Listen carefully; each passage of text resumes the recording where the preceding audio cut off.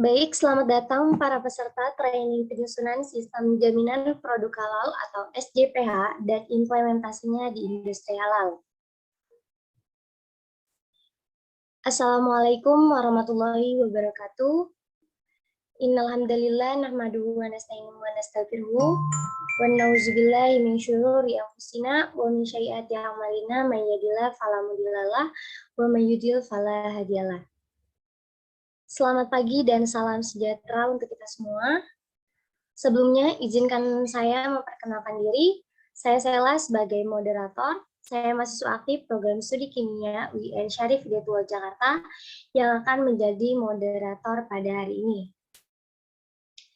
Selanjutnya, saya akan membacakan tata tertib pada hari ini. Kepada operator, boleh next slide.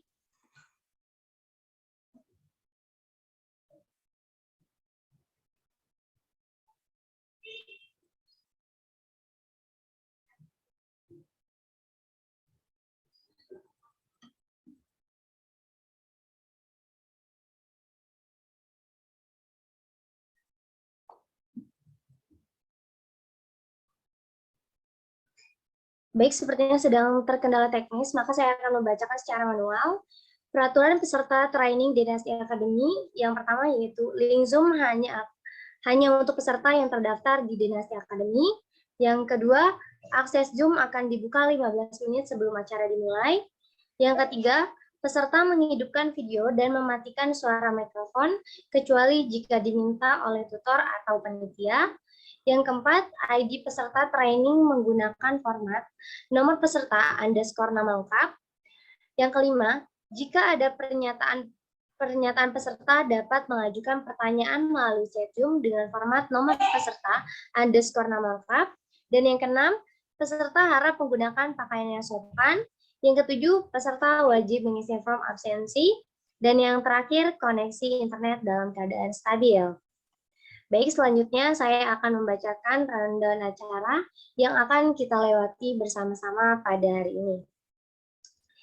Baik, yang pertama yaitu pembukaan, yang kedua informasi profil para trainer, yang ketiga pembacaan doa, yang keempat foto bersama, lalu dilanjutkan dengan materi ke-6 mengenai menyusun dokumen penerapan SJPH dan kelengkapannya yang akan disampaikan oleh Ibu Dr. Yusraini Dian Inayati Siregar, Magister Science.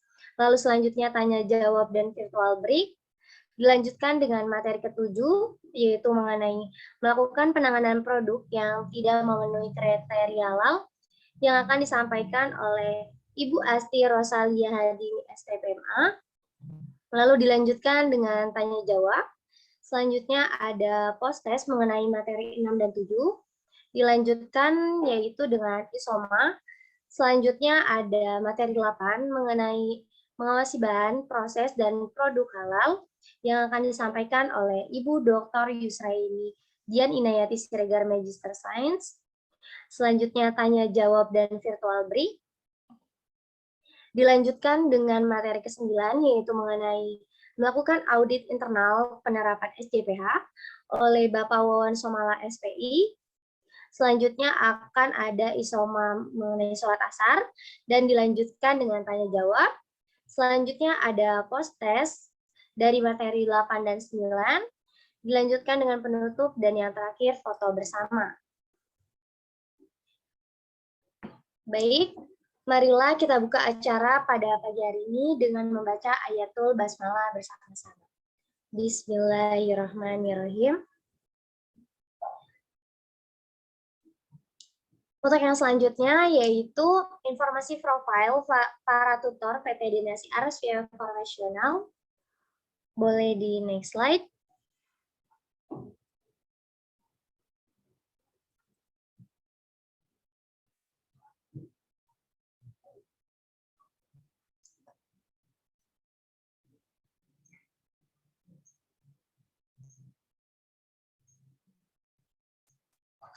Maaf operator, apa boleh di next slide?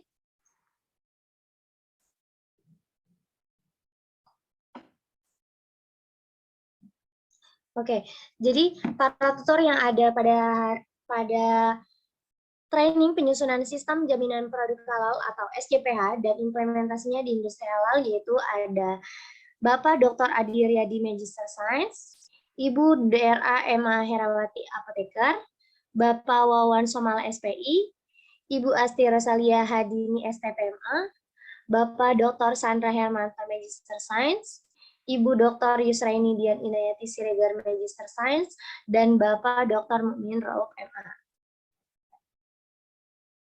Baik, sebelum memulai training penyusunan sistem jaminan produk halal atau SJPH dan implementasinya di industri halal, alangkah baiknya kita berdoa terlebih dahulu.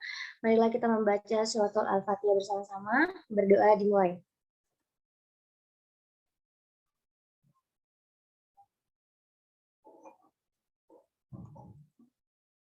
Berdoa selesai. Baik, selanjutnya kita akan foto bersama terlebih dahulu. Kepada para peserta dimohon untuk mengaktifkan kamera karena ini bisa menjadi bukti absensi di pagi hari. Baik, silakan kepada para peserta untuk segera mengaktifkan kamera.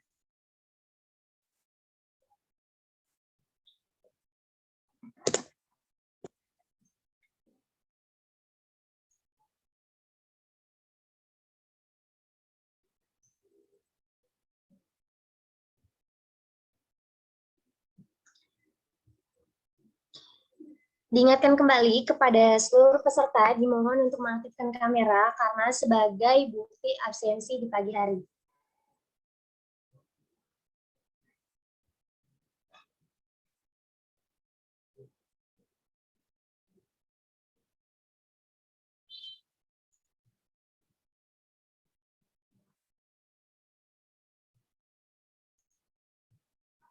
Oke, boleh langsung saja kita mulai. Slide 1, 2, 3. Oke. Slide 2, 1, 2, 3.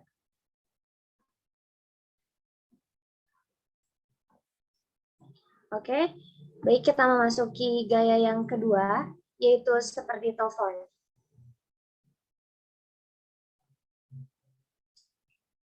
Oke, sebentar.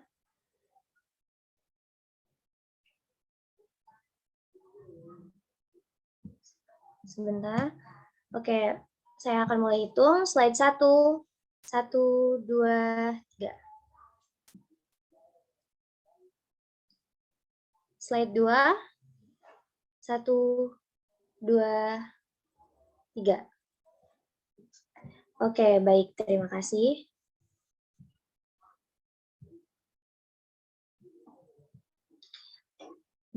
Beralih ke acara penyampaian materi. Untuk materi yang ke-6 akan disampaikan oleh Ibu Dr. Yusraini Dian Inayati Siregar yang akan menjelaskan mengenai menyusun dokumen penerapan SJPH dan kelengkapannya. Tapi sebelum itu saya mohon izin untuk membacakan profil singkat beliau.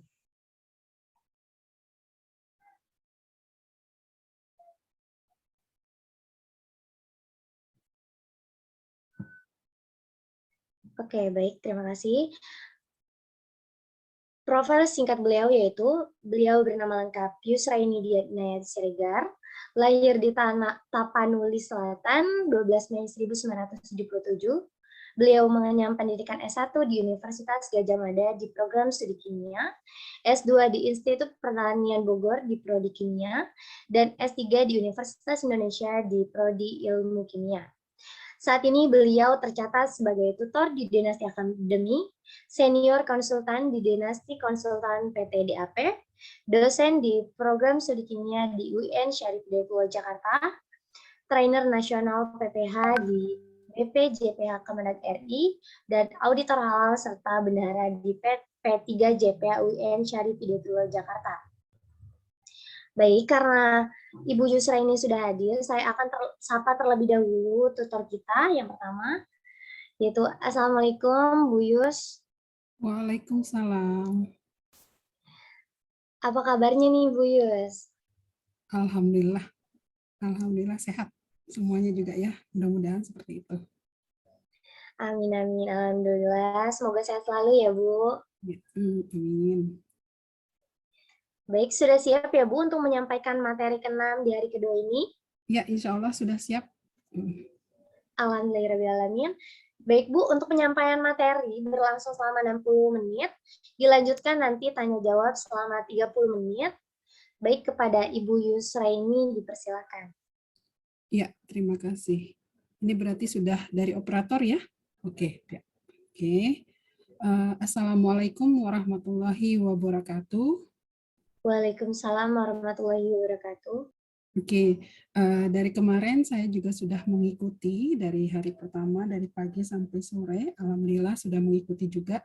Jadi memang sudah mulai panas ya. Jadi pesertanya itu sudah mulai pertanyaannya juga sudah mulai fokus. Jadi memang awal-awal sepertinya ada pertanyaannya belum ada, bahkan nggak ada yang bertanya gitu ya. Jadi tapi kemarin-kemarin sampai sore sudah mulai kebahan, sudah mulai di bidangnya anak-anak kita ini, jadi sudah mulai mengerucut dan pertanyaannya sudah mulai spesifik dan saya sangat senang sekali. Jadi anak-anak kita ini sudah mulai mau sudah mulai ke-trigger untuk bertanya dan memahami apa itu tentang halal gitu atau di industri halal pada khususnya. Jadi Bu Yus kali ini akan memberikan materi ya. Jadi kalau dilihat dari judul besarnya, Training Penyusunan Sistem Jaminan Produk Halal atau SJPH dan implementasinya di industri halal. Jadi sebagai background, jadi memang ini dilaksanakan agar nanti kakak-kakak ya, kalau tadi dibilang kakak-kakak yang akan lulus dan yang bahkan sudah lulus ini mendapat bekal ketika nanti sudah lulus ya, mendapat bekal pengetahuan tentang apa sih profesi yang di industri halal yang pas buat bidang kimia. Jadi kalau bisa dilihat di sini selain sebagai pelaku usaha atau entrepreneur itu bisa saja ya. Jadi ada juga yang lainnya gitu, terutama sebagai penyelia halal maupun auditor halal. Oke, materi kali ini outline-nya adalah mengenai tujuan untuk materi kali ini atau materi yang ke-6, kemudian dasar hukumnya, timeline-nya, definisi, manual SJPH-nya, dan implementasinya. Jadi bagaimana nanti kalau tentang SJPH sudah diberikan oleh Pak Adi kemarin, dan hari ini kita kali ini 1 jam ke depan Ibu akan memberikan materi tentang bagaimana mengisi atau menyusun manual SJH tersebut. Silakan next slide. Oke, tujuannya ya, jadi nanti kakak-kakak dan anak-anakku yang sudah lulus ini memahami kebijakan umum penyelenggaraan jaminan produk halal, karena memang sudah diberikan juga oleh Pak Hermanto sebelumnya, atau dasar hukumnya apa saja, terus mengerti atau memahami istilah 5 kriteria dalam SJPH, dan bagaimana bisa mengimplementasikan dalam penyusunan manual SJPH. Silakan.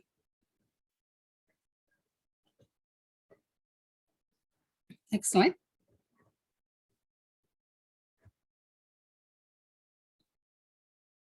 Silakan lanjut. Oke, jadi untuk kebijakan umum di sini sebenarnya sudah dimulai dari tahun 2014 ya, tentang nomor 33, kemudian sampai ke lebih kemerucut ke nomor 39 tahun 2021, dan yang terakhir adalah keputusan Kepala Badan atau Kepkaban BPJPH nomor 57 2021 tentang kriteria sistem jaminan produk halal yang sebelumnya juga sudah diberikan oleh Pak Adi. Silakan dilanjut saja biar langsung ke materi.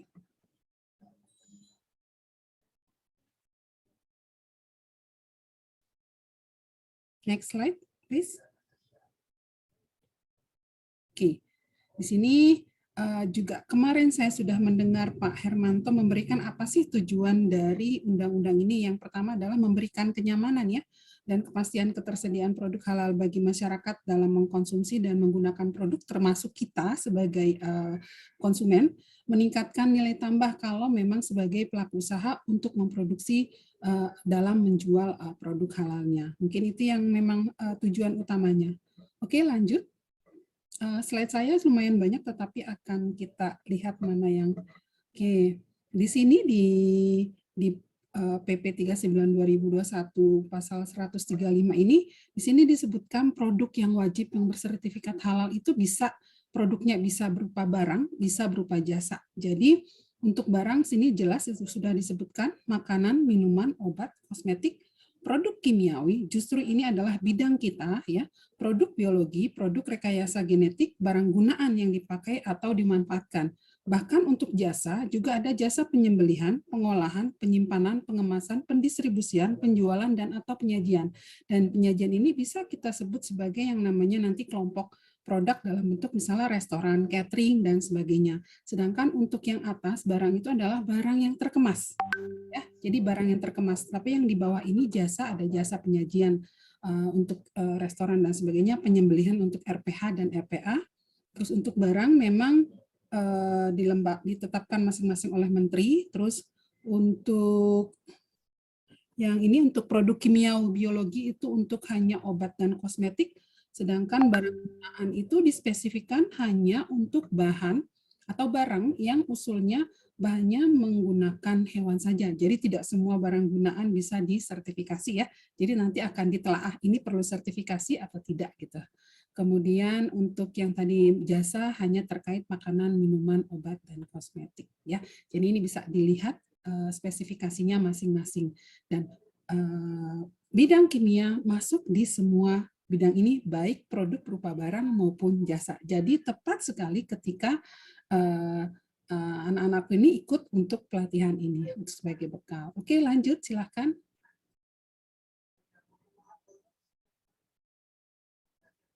Oke, nah dalam di PP nomor 39 tahun 2021 pasal 16169 dokumen yang disiapkan itu sebenarnya sudah ada namanya dokumen sistem jaminan halal yang sudah dibuat digunakan oleh LPPOM.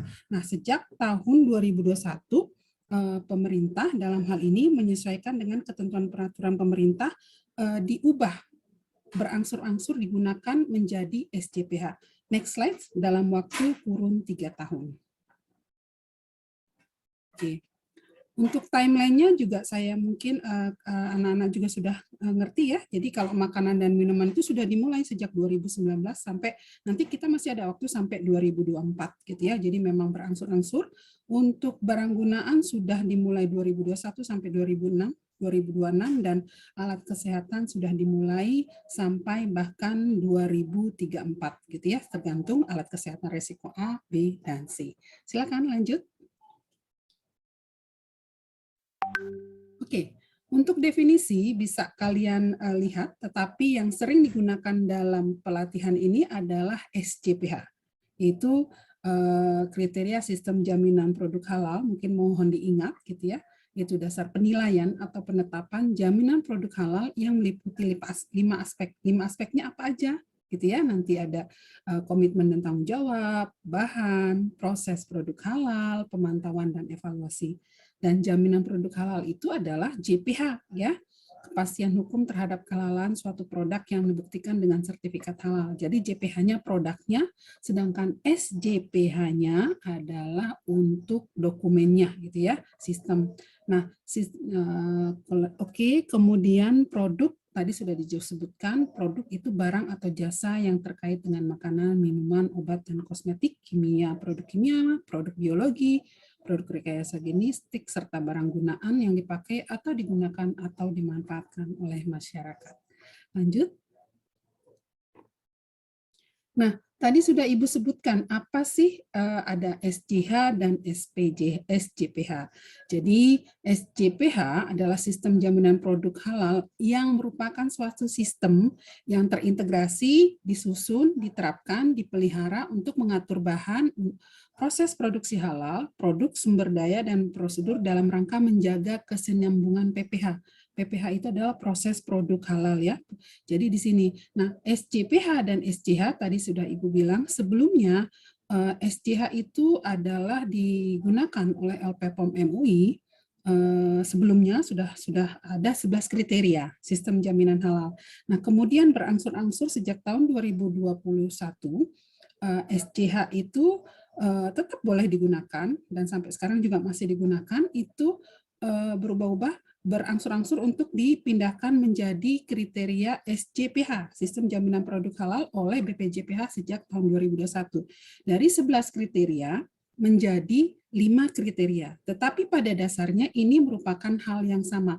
Jadi hanya bisa dilihat komitmen dan tanggung jawab itu dia ada kebijakan halal, tim manajemen halal, dan training edukasi di dalam SJH. Jadi kalian bisa melihat sebenarnya kalau kawan-kawan yang sebelumnya ikut pelatihan misalnya di tempat yang LPPOM itu ada 11 kriteria, tetapi sejak tahun 2021 menjadi oleh BPJPH menjadi 5 kriteria. Dipersingkat, tetapi kalau bisa dilihat itu merupakan suatu hal yang sama. Bisa dilihat di sini ada bahan tetap bahan ya, proses produk halal bisa menjadi fasilitas produksi, prosedur tertulis aktivitas kritis, prosedur produk untuk yang tidak sesuai kriteria. Nanti kita bisa lihat satu persatu, bisa dilihat ya. Lanjut.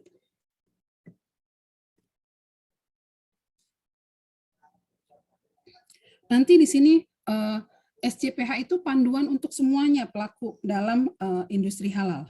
Baik itu yang pertama di sini untuk MUI juga sebagai panduan, perusahaan juga merupakan yang menyusun dan menerapkan SJPH, terus auditor atau yang dimiliki oleh LPH, kemudian lembaga sertifikat halal lainnya, lembaga pelatihan, dalam hal ini mungkin juga PT DAP juga lembaga pelatihan, juga menggunakan SJPH sebagai panduan, gitu ya.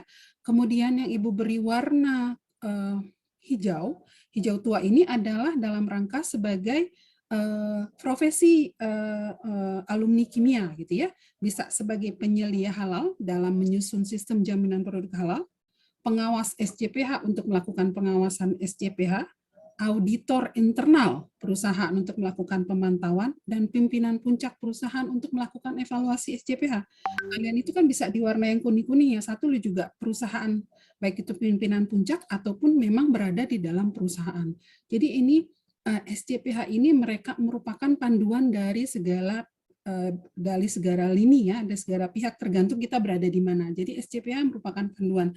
Jadi siapapun harusnya bisa memahami dan bisa menyusun gitu ya SJPH gitu. Lanjut.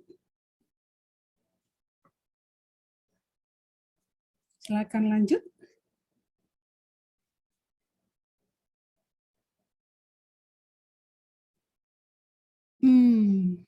Oke, lanjut. Boleh. Oke. Jadi di sini ada 5 kerangka dasar SJPH karena slide-nya banyak jadi memang harus cepat gitu ya. Nanti biar ditekankan pada yang perlu-perlunya saja. Ini ada 5 kerangka dasar SJPH ya. Jadi ada pendahuluan dan ini sebenarnya sudah disebutkan sebelumnya oleh Pak Adi. Mungkin kita langsung saja ke slide selanjutnya.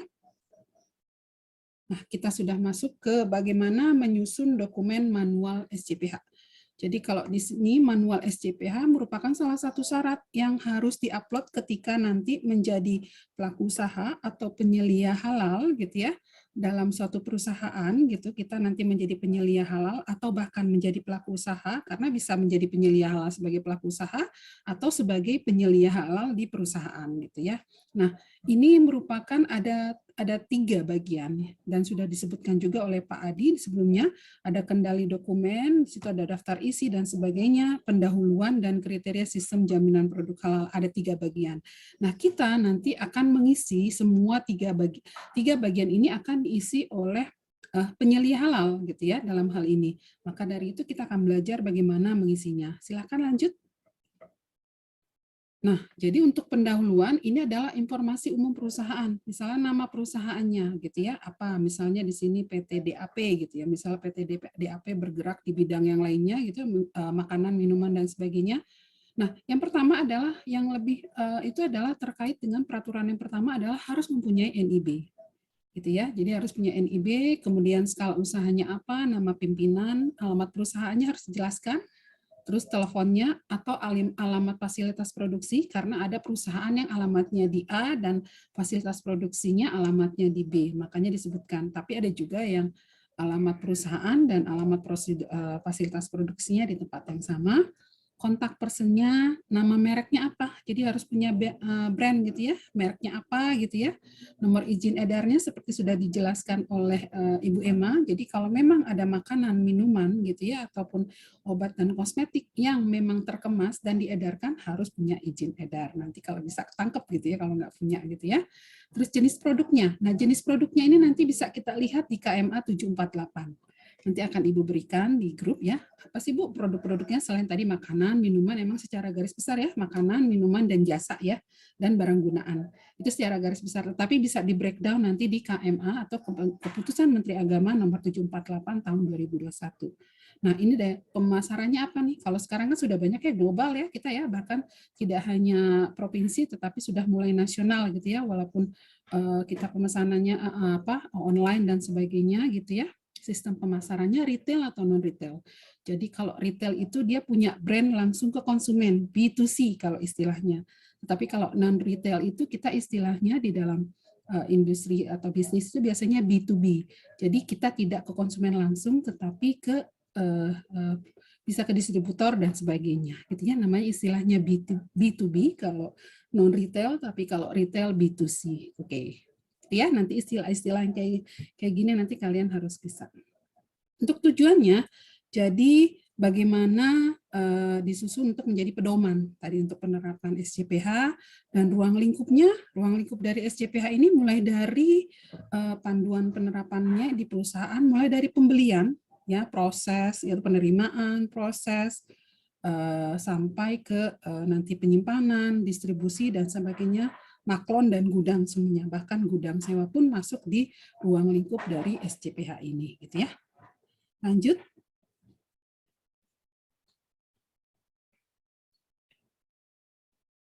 Oke, di sini sudah disebutkan ada untuk yang bagian C adalah kriteria SCPH. Yang pertama, komitmen dan tanggung jawab, bahan, proses produk halal, produk, pemantauan, dan evaluasi. Kita kaji satu persatu lebih dalam lagi dan bagaimana cara mengisinya. Silakan dilanjutkan. Oke, komitmen dan tanggung jawab. Di sini ada intinya untuk sosialisasi dan kebijakan halal ini, kalau materinya secara teori kan sudah diberikan oleh Pak Adi ya. Jadi di sini bagaimana perusahaan pertama punya kebijakan halal. Oke, kebijakan halalnya seperti apa Ibu gitu? Kebijakan halalnya ada di template manual SCPH. Jadi jangan khawatir, template manual SCPH itu merupakan dasar yang boleh kita gunakan persis seperti itu, atau boleh kita modifikasi, tetapi dalam modifikasinya bukan dikurangi, tetapi kita boleh menambahkan sesuai dengan bisnis perusahaan. Jadi kebijakan halalnya ada, setelah kebijakan halal ada, kemudian disosialisasikan intinya. Nah, disosialisasikannya bagaimana? Disosialisasikan kepada seluruh yang terlibat dalam proses produksi produk halalnya. Misalnya, yaitu karyawan gitu ya. Karyawan dalam hal ini semua lini ya. Kalau untuk sosialisasi secara umum. Kalau sosialisasi secara khusus, baik sosialisasinya boleh satu persatu atau dengan perbagian sesuai dengan bagiannya masing-masing. Kemudian sosialisasi secara eksternal, kemana nih? Eksternal tuh sampai ke misalnya kita pembelian atau supplier, kita beli bahan di supplier dan sebagainya gitu ya, itu boleh kita sosialisasikan kebijakan halal supaya mereka mengerti kalau nanti kita memesan bahan gitu ya, bahannya memang ternyata kritis sesuai dengan sudah kriteria bahan, itu bahannya apa, dokumen yang bisa kita mintakan, mereka harus mengerti gitu ya. Apakah hanya diagram alir, COA gitu, atau memang harus sertifikat halal, misalnya untuk flavor gitu ya, bahan-bahan yang memang dia dalam prosesnya sangat rumit itu harus sertifikat halal. Jadi nanti supplier bisa memenuhi itu gitu. Jadi jangan sampai kita mau beli flavor tapi sertifikat halalnya nggak ada gitu. Jadi karena kebijakan halal yang sudah kita berikan itu kita harus bilang kita harus mempunyai sertifikat halal untuk flavor yang ini. Boleh tolong dicarikan. Jadi kriterianya dipenuhi. Kemudian setelah itu semuanya proses sosialisasi ke dalam maupun keluar, baik dalam bentuk rapat dan sebagainya, itu semua dokumen disimpan ya. Itu ya, dokumennya disimpan karena sebagai bukti nanti dalam kita pengajuan untuk sertifikasi halal, kalau atau sertifikat halal sudah punya itu sebagai nanti bukti untuk perpanjangan gitu. Lanjut. Ini contoh kebijakan halal yang sudah ada di template manual SCPH. Silakan ini digunakan. Silakan digunakan persis seperti ini juga nggak masalah, atau mau dimodifikasi sesuai dengan misalnya visi misi dari perusahaan masing-masing, nggak masalah gitu ya. Tapi kalau ingin tidak mau persis seperti ini nggak masalah. Jadi tuliskan, ditempelkan, nanti ditandatangani oleh manajemen puncaknya tanggal berapa, ditempel, dicap dengan dibuat sebagus-bagusnya, baik itu ditempel di dalam di ruang produksi ataupun misalnya punya tempat yang strategis bisa dilihat oleh masyarakat atau konsumen dan sebagainya. Nah, ini untuk poster sosialisasi kebijakan dan edukasi halal, pengertian tentang halal-halal. Jadi boleh ditempelkan saja, terserah di mana, mau yang biasanya sih di ruang produksi untuk mengingatkan karyawan mengenai halal haram. Lanjut.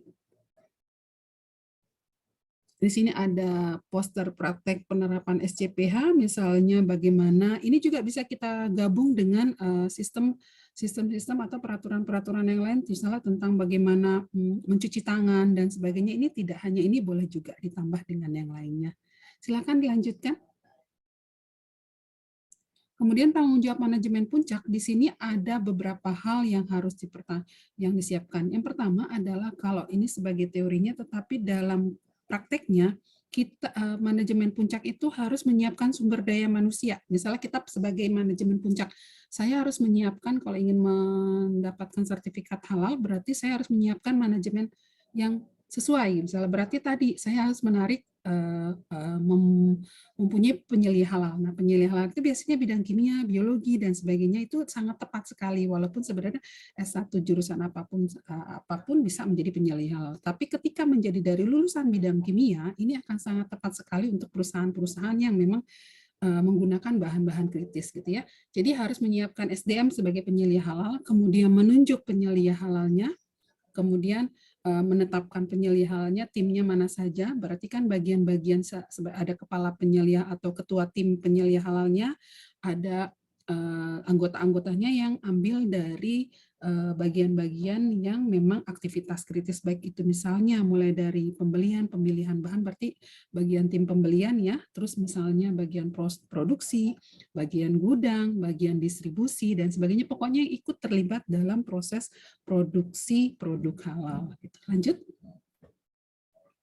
Di contoh surat keputusan penetapan tim manajemen halal, intinya adalah ini boleh dimodifikasi, tapi harus ada nama, jabatan di perusahaannya apa gitu ya, kemudian posisi dalam tim apa, jadi supaya tahu tugasnya masing-masing dan tanda tangan gitu.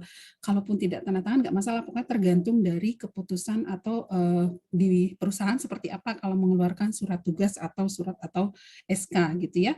Jadi ada tanda tangan pimpinan yang pokoknya menunjukkan ini adalah resmi dari pimpinan perusahaan, dan juga nanti ada lampiran dari tugas-tugas dari masing-masing siapa saja, misalnya tugas ketua tim manajemen halal itu apa, anggota satu dia bagian apa, anggota 2 bagian apa, dan tugasnya masing-masing ada. Dan mengenai tugas dan sebagainya bisa disesuaikan dengan keadaan perusahaan ataupun bisa diambil dari di template template SCPH. Silakan lanjut. Nih, jadi ini tugas dan tanggung jawab tim manajemen halal atau penyelidik halal ini di SCPH seperti ini. Silakan yang awalnya intinya adalah di sini banyak sekali tugasnya memang ya, tetapi mengawasi proses produk halal itu mulai dari pembelian sampai dia menjadi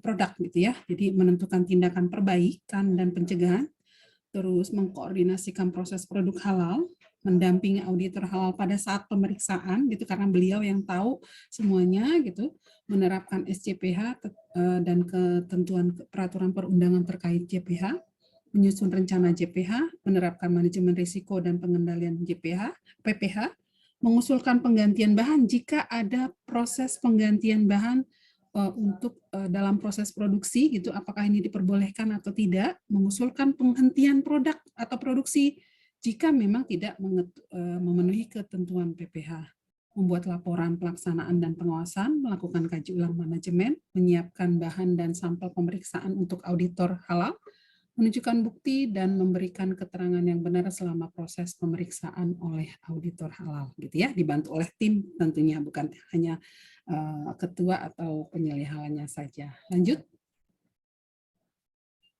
Nah, pembinaan sumber daya manusia ini biasanya pelatihan. Nah, ini sebenarnya seperti ini merupakan pelatihan eksternal.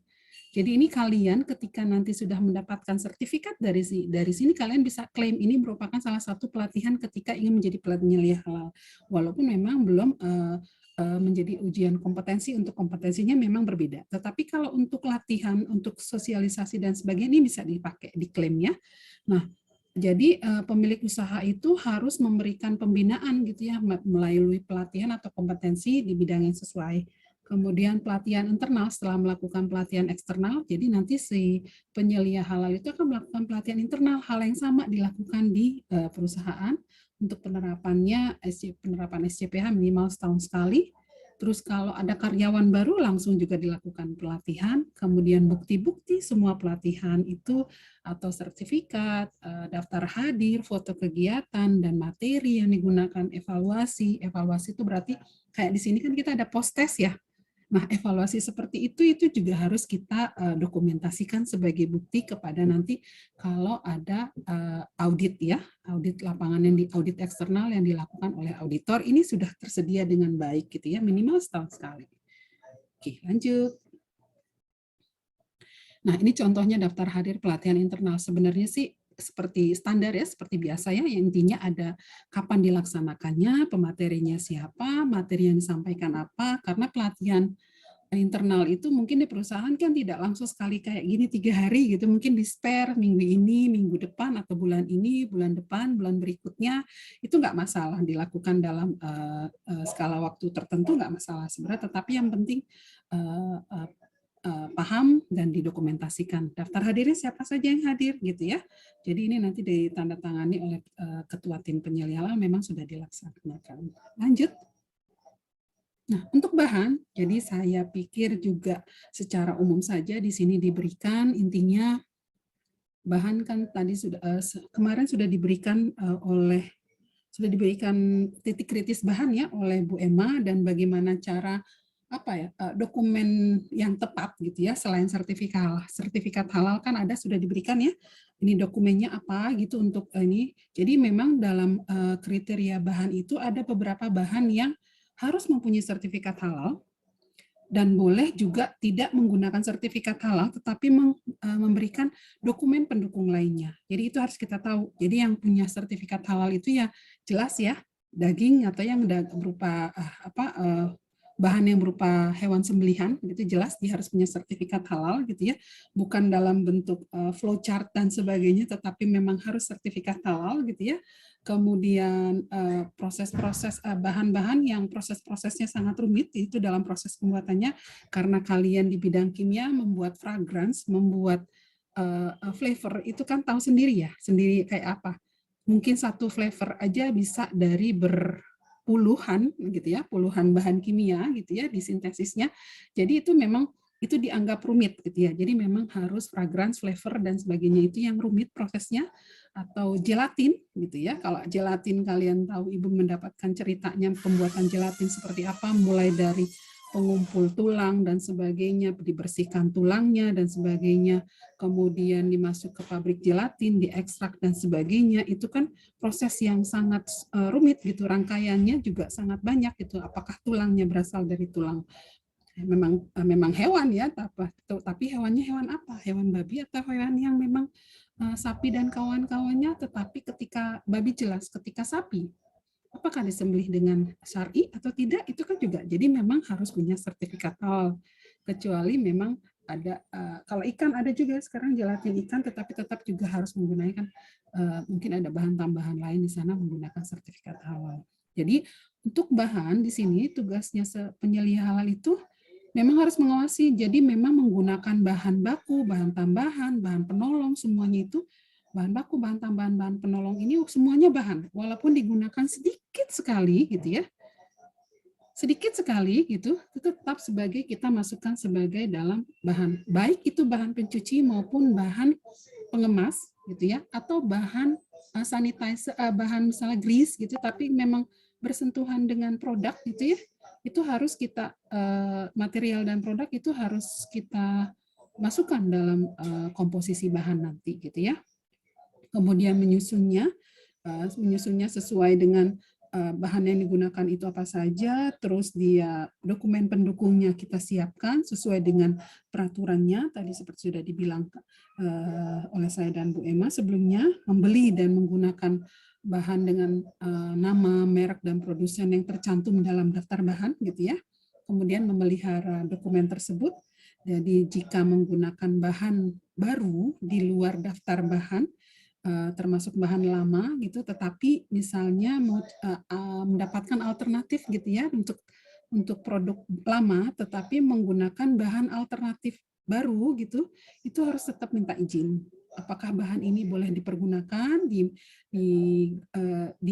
minta izinnya ke LPH-nya, bilang akan menggunakan bahan B sebagai alternatif dari bahan A yang sebelumnya sudah digunakan, dengan dokumen pendukungnya adalah ini dan ini gitu ya. Kemudian nanti akan dilihat di review oleh LPH gitu, kemudian oke, silakan bahan ini bisa digunakan dalam produksi produk lama gitu ya. Itu harus ada dan bukti-bukti itu harus semuanya didokumentasikan oleh penyelia halal. Silakan lanjut. Mbak Sela, saya sampai 9:30 atau 9 berapa? Sebentar, Ibu. Supaya saya bisa mengukur. Sampai 9:45, Ibu. Oke, lanjut. Ya, lanjut. Ya, ini masih bahan. Yang lanjutannya lagi tentang bahan di penerimaan, terutama setelah pembelian, setelah ada daftar bahan, terus melakukan pembelian sesuai dengan daftar bahan. Nah, penerimaan ini penyelia halal harus mengawasi penerimaan bahannya, kesesuaian antara nama bahan. Ada 3 hal yang penting, tapi yang lainnya boleh juga dilanjut. Misalnya, pertama nama bahan, nama produsen, dan negara produsen. Seperti dijelaskan oleh Bu Emma sebelumnya, ketika ada satu brand ya, misalnya brand bahan A gitu, ternyata bisa diproduksi dan pabriknya atau plantnya ada di beberapa negara. Jadi itu harus disesuaikan dengan tadi, dokumennya pakai yang mana nih gitu loh. Kan tadi kemarin ada sertifikat halalnya di Eropa, tetapi plantnya ada di Jepang gitu ya. Saya juga mendengarkan kemarin pas yang tentang itu, karena itu materi yang sangat penting sekali. Jadi dan saya sangat senang sekali ketika peserta sudah bisa melihat kritis tentang apa yang salah dari dokumen ini gitu ya. Jadi Ibu sangat senang sekali ketika, oh Bu, ini salah Bu, ini kan plannya di Jepang, tapi ininya kan dari negara mana Bu gitu.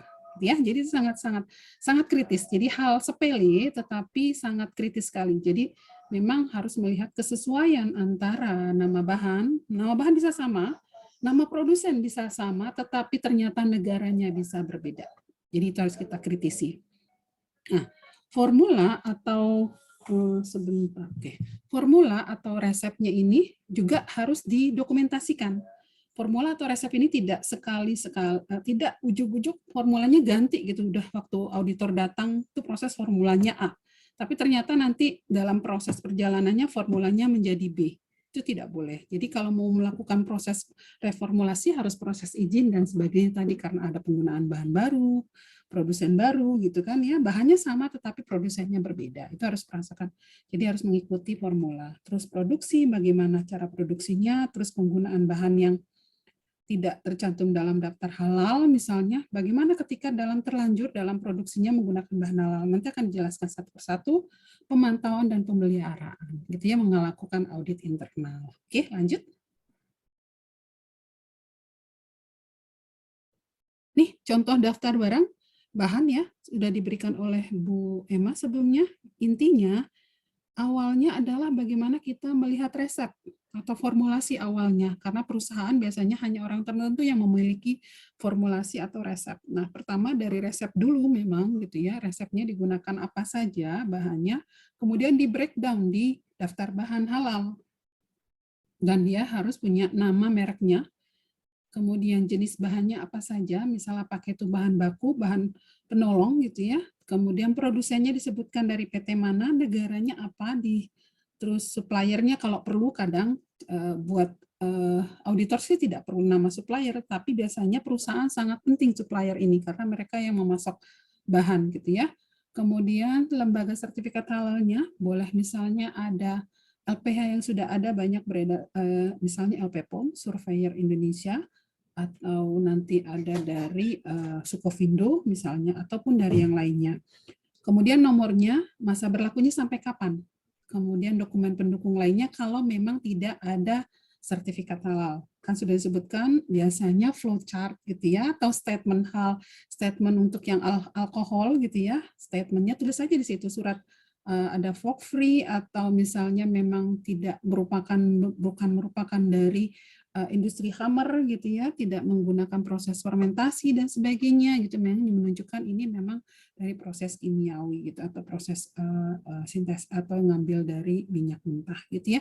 Jadi ini menunjukkan tergantung dari bahannya apa, tadi etanol apa, untuk yang lain seperti apa, flowchart dan sebagainya gitu ya. Jadi harus jelas sekali, jadi di breakdown dari resep gitu ya. Jadi ini harus jelas sekali. Masa berlaku sertifikat halal ini sangat penting, jadi digunakan ketika dalam masa berlaku sertifikat halal untuk penggunaan bahannya. Oke, lanjut. Kemudian ini adalah yang lampiran 6 merupakan daftar juga yang harus dibuat oleh penyelia halal atau dengan timnya, mungkin di bagian produksi gitu ya, atau di bagian formulasi. Ini adalah turunan tadi dari daftar bahan, semuanya di copy paste untuk nama bahan, kemudian di checklist untuk produk 1, produk 2, produk 3, tergantung dari jumlah produknya masing-masing. Ini supaya auditor bisa melihat gitu benar-benar bahan yang digunakan untuk produk 1 itu adalah A, B, C, dan sampai mana, dan semuanya digunakan di daftar bahan yang ada di dalam daftar bahan di lampiran 5 sebelumnya itu memang digunakan. Jadi nanti teman-teman kimia atau sebagai penyelia halal, bahkan pelaku usaha gitu, bahkan sebagai auditor gitu ya, ini kan karena peluang pekerjaannya atau profesinya kan tidak hanya sebagai penyelia halal ya, auditor juga boleh gitu ya. Jadi bisa melihat oke, yang memang harus kita siapkan tuh adalah ini gitu. Lanjut. Nah, ini lanjut dengan catatan pembelian. Catatan pembelian ini di lampiran 7 bisa dilihat nanti di template manual SCH ini. Catatan pembelian ini intinya adalah dilakukan proses pembelian pada bahan A, B, C, D pada tanggal berapa, jumlah berapa, waktu pembeliannya kapan, penanggung jawabnya siapa.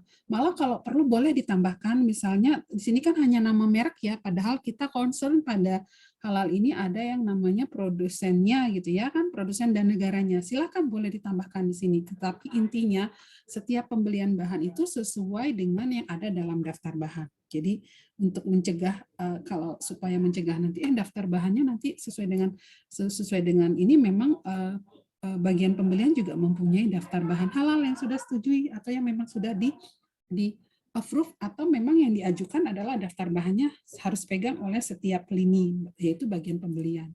Oke, lanjut.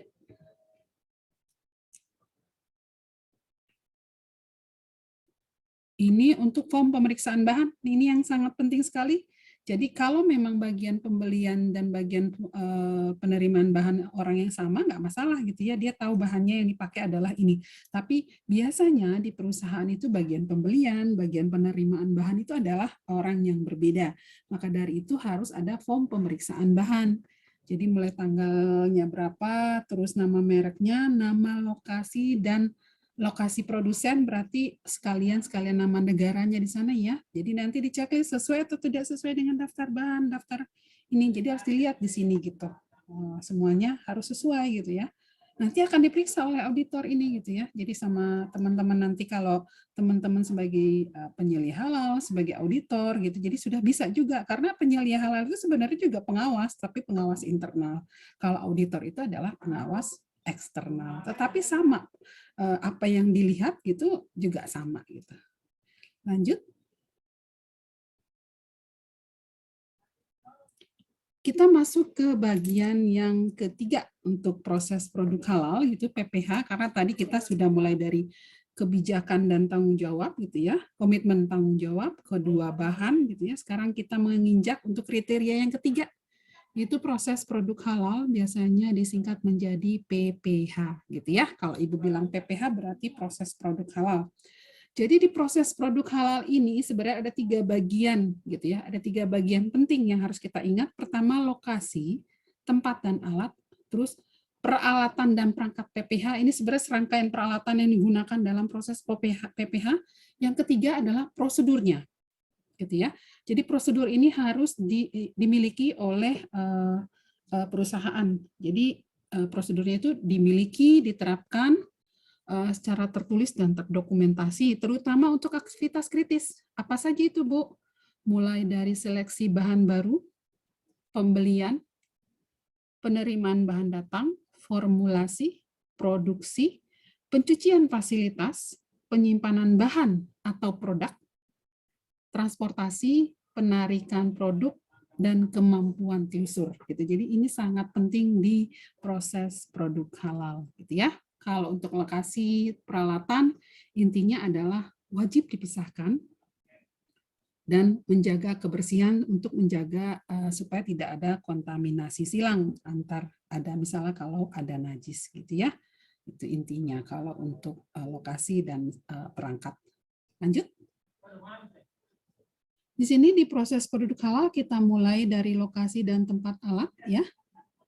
Jadi intinya menetapkan lokasi proses produk halal yang jauh dari peternakan babi ya, atau kegiatan pengolahan yang lainnya dapat untuk mencegah terjadinya kontaminasi melalui karyawan dan peralatan. Jadi tadi sebelumnya kemarin Pak Adi bilang, Bu Emma bilang ya harus dipisah gitu ya. Jadi antara karyawan sama peralatannya gitu. Terus menyiapkan sarana fasilitas produksi yang bebas babi yang dibuat komitmennya dalam bentuk statement of FOCPRI facility ya atau pernyataan surat pernyataan bebas babi, ada template-nya di lampiran 9. Silakan bisa digunakan sebagai template nantinya. Kemudian merancang tempat produksinya tuh yang memfasilitasi proses pembersihan dan pengawasan yang tepat gitu ya, mulai dari lain produksi mulai dari bahan datang gitu, terus penyimpanan, terus nanti proses produksi, produk sudah jadi penyimpanan produk gitu ya, terus sampai nanti di penyimpanan produk terus distribusi gitu ya. Nanti misalnya ada yang datang ngambil itu mobil atau transportasi lainnya gitu atau truk dan sebagainya itu apa dibuat lainnya gitu supaya tidak ada kontaminasi misalnya yang tumpah dan sebagainya dari mana supaya tidak satu persatu itu campur aduk itu masuk di situ, keluar di situ, produksinya lewat produksinya tempat produksi nanti keluar masuk barang tidak gitu ya. Jadi memang ya sudah ada line produksinya yang memang sudah disiapkan dengan baik gitu ya. Nah, itu biasanya dibuatkan lampiran atau layout atau denah ruang. Biasanya diminta dan itu sudah ada di sebagai lampiran 10. Jadi memang diminta seperti itu untuk perusahaan gitu. Lanjut.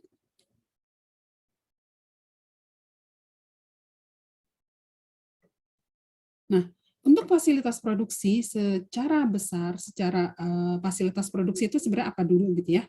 Ini untuk bagian peralatan dan perangkat PPH ya, gitu ya. Jadi peralatan yang digunakan. Nah, fasilitas produksi itu kan mencakup lokasi, tempat peralatan yang digunakan dari awal sampai menghasilkan produk. Itu fasilitas produksi. Maka dari itu, fasilitas produksi itu secara umum dibagi menjadi 2. Yang sebelumnya sudah disebutkan, yaitu dedicated halal facility, berarti memang fasilitasnya digunakan hanya untuk digunakan untuk produk halal, memproduksi produk halal. Itu biasanya di Indonesia seperti itu, gitu ya. Nah, untuk yang sharing facility ini yang kita sebut sebagai, jadi dia selain memproduksi produk halal, gitu ya, untuk yang sertifikat halal, untuk punya sertifikat halal, ada juga produk non sertifikasi, gitu ya.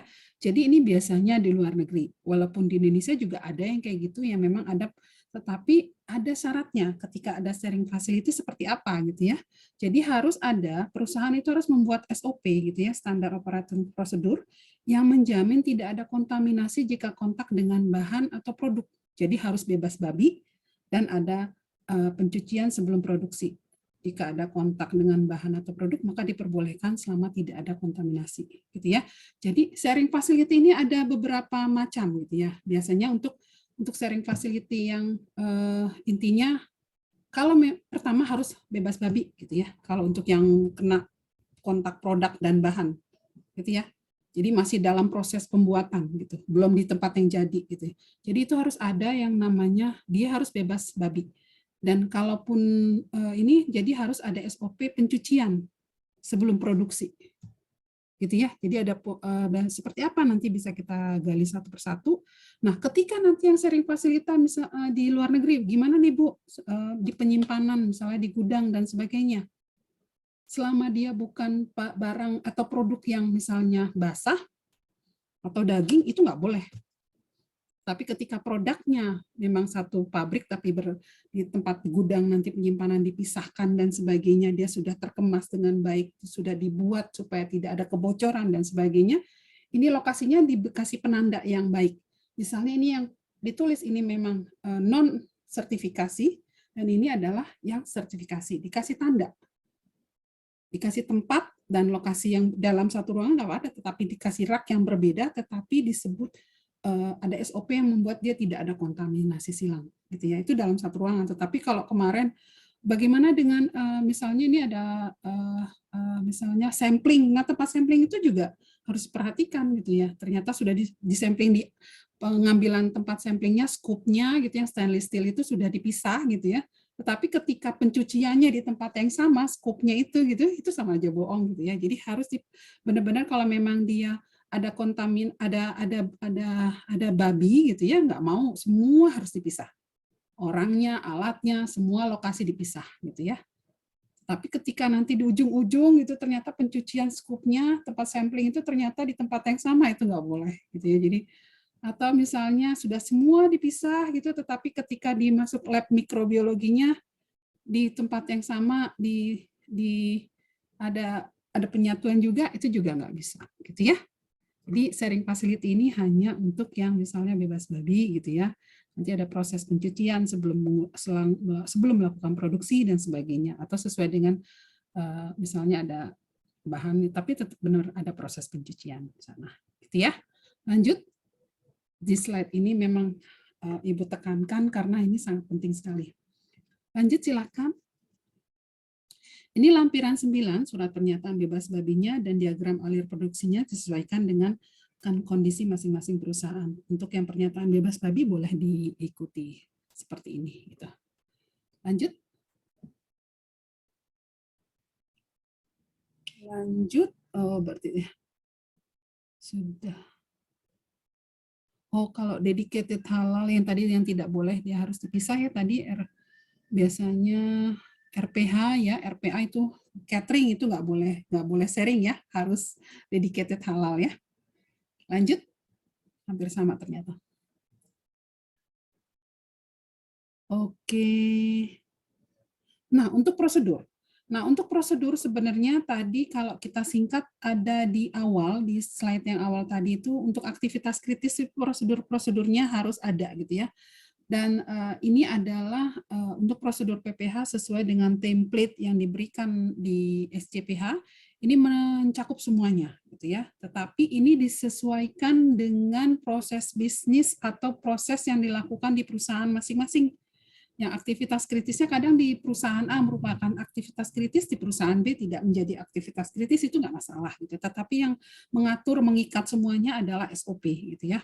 Nah, di prosedur PPH ini contohnya yang punya SOP itu adalah pemastian penggunaan fasilitas produksi yang kontak dengan bahan atau produk antara atau akhir bersifat bebas dari najis ya, najis berat, jadi fog free ya, mughalaza. Jadi harus benar-benar bebas babi. Kemudian pemastian penggunaan bahan dan produk yang diajukan tidak terkontaminasi najis, gitu ya, baik itu berarti di penyimpanannya. Kemudian pensucian fasilitas produksi sesuai syariat Islam. Jadi ketika ada suatu kasus ini udah pernah misalnya sesuai gitu, tapi suatu saat ternyata terkena najis. Kalau najisnya ringan, najis ringan nggak mungkin, najis sedang gitu ya. Najis sedang itu tiba-tiba mengenai gitu ya, proses produksinya dicuci sesuai dengan dia menghilangkan najis sedang gitu kan, berarti hilang bau rasa gimana ya, hilang bau rasa gitu ya. Tapi kalau misalnya dia terkena najis berat sekali gitu ya, itu harus langsung dilakukan proses pencucian sesuai syar'i ya. Kemudian itu tidak boleh dilakukan, jadi hanya sekali gitu ya. Jangan kena lagi, cuci lagi deh, kena lagi, cuci lagi. Jangan, memang harus sekali saja, jangan berulang kali. Kemudian penggunaan bahan baru seperti apa, pembelian bahan, pemeriksaan kedatangan bahan, proses produksi SOP-nya, penyimpanan bahan dan produk, transportasi produk. Di transportasi produk ini intinya adalah nanti ada tidak ya nanti yang ada nanti. Lanjut.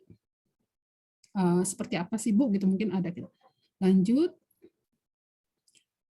ke ketulusan bahan, ketulusan kehalalan, penanganan produk yang tidak memenuhi kriteria, penarikan produk, peluncuran atau penjualan produk, formulasi produk atau pengembangan produk baru.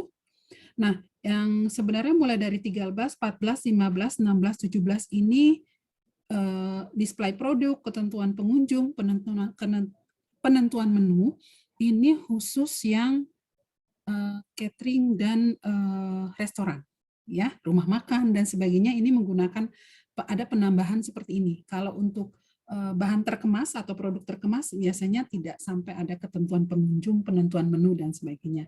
Kemudian pemingsanan hewan, penyembelihan hewan ini khusus untuk yang RPA atau RPH. Ini secara umum jadinya ya. Jadi, oke, lanjut.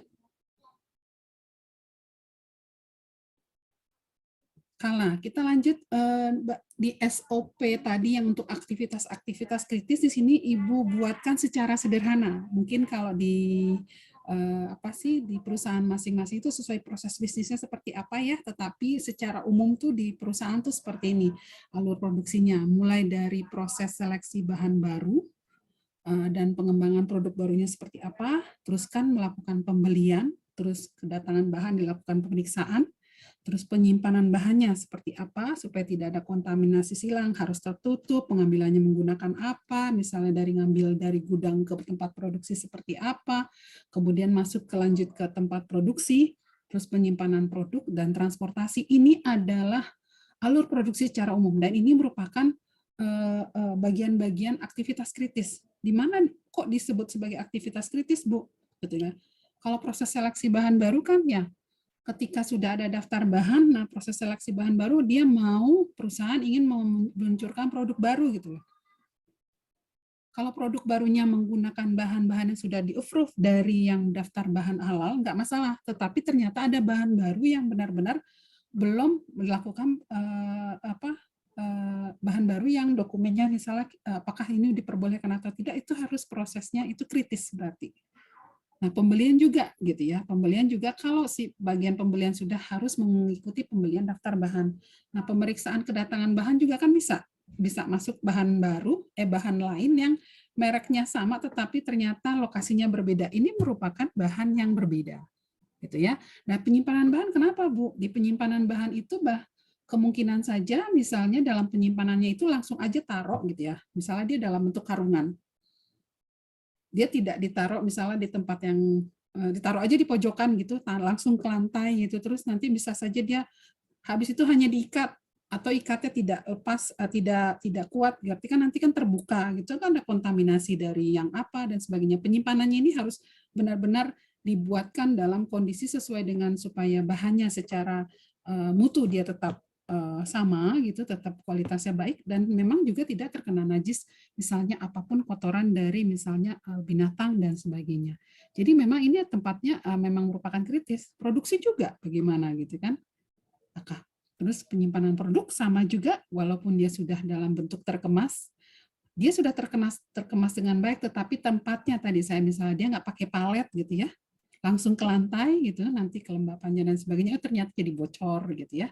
Nanti dia produknya kemasukan sesuatu dan sebagainya. Transportasi juga, nanti transportasi diperiksa. Nah, ketika ingin masukkan mobilnya atau truknya memang punya truk perusahaan, biasanya kan diperiksa ini, sudah bersih belum?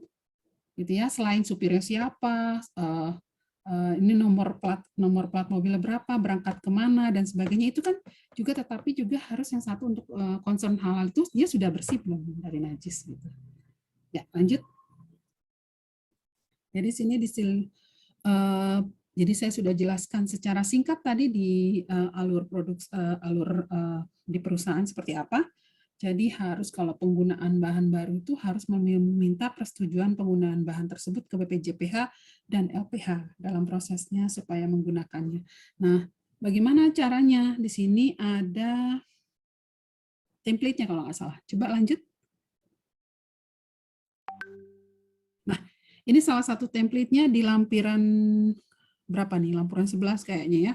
Kalau kita lanjut, jadi di sini nama bahannya apa, mereknya apa, produsen dan asal negaranya, nomor SH-nya dan masa berlakunya. Jadi kalau misalnya kalau punya sertifikat bagus ya. Kalau misalnya tidak punya sertifikat, selain kalau dia bukan bahan yang rumit gitu ya, atau misalnya dia karbon aktif gitu ya. Kadang karbon aktif itu tidak punya sertifikat halal. Berarti kita harus memintakan sebagai penyelia halal harus memintakan dokumen flowchart ya. Flowchart dari produsen ya, bukan dari supplier, dari flowchart dari produsennya misalnya diproduksi oleh PTA. Berarti kita harus minta dari flowchart-nya dari VTA. Di flowchart itu harus menggambarkan, oke, dia situ ada bahan gitu ya. Ada bahan, ada prosesnya seperti apa, menggunakan bahan apa saja, tambahan sampai jadi akhir. Kalau memang kurang di flowchart dilihat kurang gitu ya, tidak menunjukkan di sini ada, langsung aja bahan masuk ini gitu ya.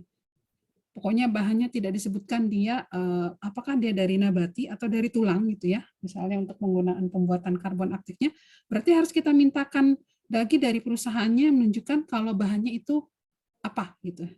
Gitu ya, surat keterangan kah apa dan sebagainya gitu. Biasanya di flowchart sih ada gitu ya. Tapi kalau dokumen pendukung satu dengan dokumen pendukung lainnya cuma satu itu tidak mendukung, masih ada kita lihat karena kemarin kan kita belajar mengkritisi dokumen pendukung gitu. Kalau misalnya ini kayaknya kurang nih, nanti akan diminta oleh auditor ini. Sebelum diminta oleh auditor kita siapkan, gitu. Ya, kita siapkan ini dokumen ini supaya nanti pas ketika ini meminta persetujuan juga disetujui gitu. Jadi jangan bolak-balik. Jadi dari sini kita sudah bisa belajar bagaimana menilai dokumen yang sesuai gitu. Lanjut. Nah, untuk prosedur pembelian, jadi prosedur pembelian memang sudah selain perusahaan kan misalnya perusahaan itu biasanya kita belinya di supplier ini gitu ya. Misalnya mulai SOP misalnya apa secara administrasi ikuti gitu, tetapi juga kita lebih concern ke bagaimana bahan yang kita beli itu adalah di bagian pembelian kita tekankan bahwa bahan yang dibeli adalah bahan yang ada di daftar bahan. Misalnya suatu saat dibeli misalnya oleh bagian pembelian kita sebagai penyelia halal bukan dari bahan daftar bahan itu harus kita tolak gitu. Kita harus mengambil keputusan apakah kita tolak atau kita hold gitu ya. Kita hold terus nanti ternyata dia secara dokumen memenuhi syarat dan sebagainya baru kita bisa ajukan dulu baru kita pakai. Jadi di hold dulu gitu ya harus sesuai. Nah, catatan pembelian, bukti pembelian, nota, bond dan sebagainya gitu ya. Invoice dan sebagainya itu harus disimpan untuk menunjukkan kesesuaian dokumen nanti ketika ada proses ketelusuran. Karena nanti ketelusuran itu akan sampai mulai dari produk itu sampai nanti muncul ke pembelian bahannya dari PT ini gitu.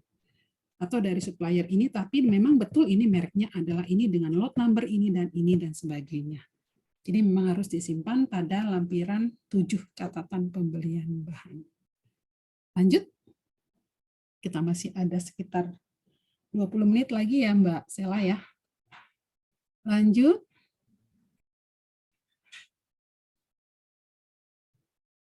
Ini contohnya ya.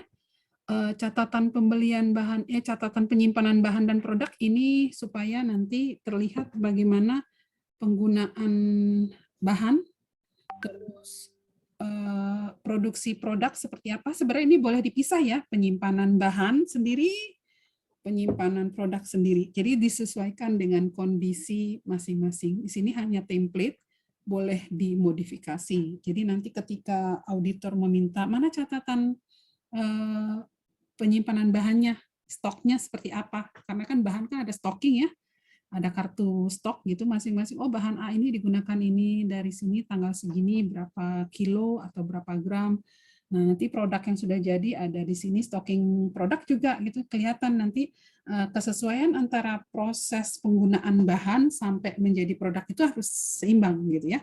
Ketika nanti tidak seimbang itu produknya lebih banyak tiba-tiba terus kok bisa gitu ya? Ini dari mana bahannya? Itu kan jadi ada yang miss di situ begitu ya. Jadi pasti ada daftar bahan bahan yang tidak masuk dalam daftar tetapi masuk sebagai bahan untuk proses produksi produk itu gitu. Jadi ada yang miss di situ. Jadi memang di situ harus dilihat harus seimbang.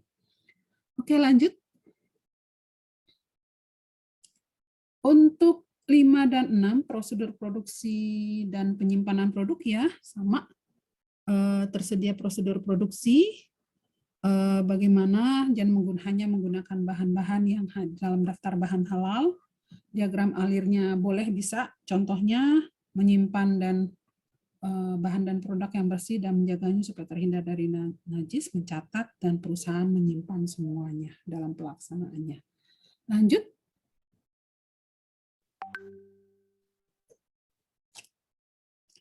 Ini sebentar, saya minum.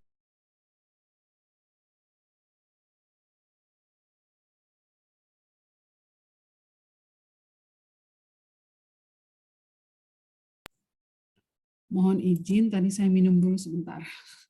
Oke, ini adalah contoh diagram alir produksi, sebenarnya disesuaikan dengan kondisi masing-masing ya. Ini mungkin nanti harus dilampirkan. Jadi diagram alirnya itu seperti kemarin dilihat contoh-contoh flowchart dari bahan-bahan yang digunakan, flowchartnya bisa sesuai dengan kondisi perusahaan masing-masing seperti apa. Lanjut.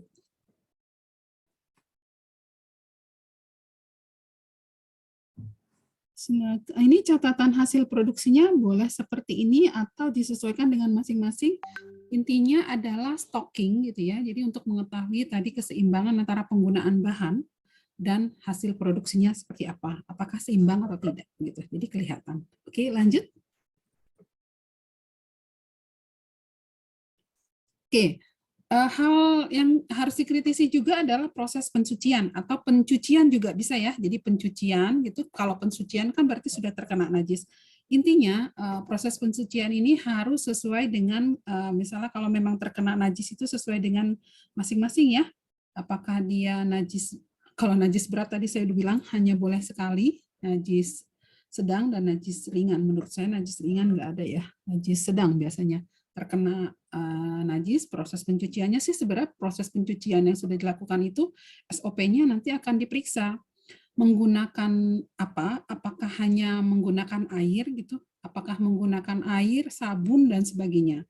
Nah, yang dikritisi adalah penggunaan sabunnya. Sabunnya merek apa? Apakah sudah punya sertifikat halal gitu ya? Karena kemarin juga pertanyaan bonus Pak Adi, bagaimana, kenapa sih sabun menjadi hal yang bahan yang kritis? Karena memang tadi ada penggunaan lemak di situ ya dalam pembuatan sabunnya. Jadi memang sabunnya harus punya sertifikat halal gitu. Jadi kita menggunakan sabun dalam proses pencucian fasilitas produksi itu harus dimasukkan dalam bahan. Kalau pensucian berarti memang terkena najis gitu ya. Oke. Nah, penggunaan pensucian ini biasanya untuk najis berat itu ada di antara kan 7 kali pencucian ya. Salah satunya adalah dengan tanah. Nah, kalau sekarang kan sudah modern, kita juga bisa menggunakan pengganti tanahnya. Intinya adalah bagaimana dia menghilangkan itu ya. Salah satunya tetap kita gunakan gitu ya. Ada yang sabun apa gitu ya, memang fungsinya sama dengan tanah gitu ya. Lanjut, dan ini dicatat ya, proses pencucian dan sebagainya memang dilakukan sehari-hari atau memang reguler di awal atau nanti kalau restoran biasanya itu di awal gitu, sama nanti pas sudah selesai itu mereka ada checklist pencucian, itu harus diisi. Jadi itu sebagai reportnya atau rekamannya. Oke, lanjut. Nah, untuk prosedur penanganan produk yang tidak memenuhi kriteria halal ini adalah ketika jadi harus tahu definisi dari produk yang tidak memenuhi kriteria halal apa.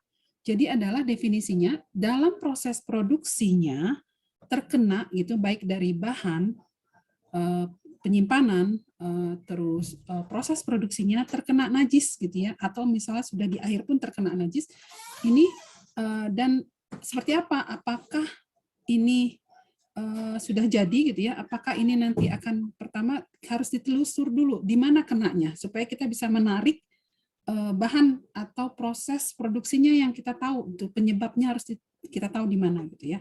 Jadi makanya proses-proses pencatatan ini sangat penting untuk mengetahui proses ketelusurannya. Nanti itu berguna juga untuk perusahaan. Kalau memang terjadi produk yang tidak memenuhi kriteria halal. Setelah ditelusur, baru ditarik dulu. Oh, ternyata bahannya. Oh, ternyata di proses penyimpanannya. Oh, ternyata di proses produksinya tidak ditutup. Berarti ada SOP yang miss di sini. Dalam prosesnya itu harusnya ditutup supaya nanti tidak ada masuk-masuk. Kenapa proses penutupan ini tidak dilaksanakan? Karena mungkin di SOP tidak masuk. Sesimpel itu misalnya. Jadi ini yang ditelusur dulu, nah baru setelah ditelusur dilakukan koreksi, nah setelah dilakukan koreksi baru dilakukan tindakan. Apakah tadi proses produksinya berarti SOP diperbaiki, produknya nanti di hold, dipisahkan, atau produk sudah malah sampai di pasaran. Ini diapain nih? Proses penarikan.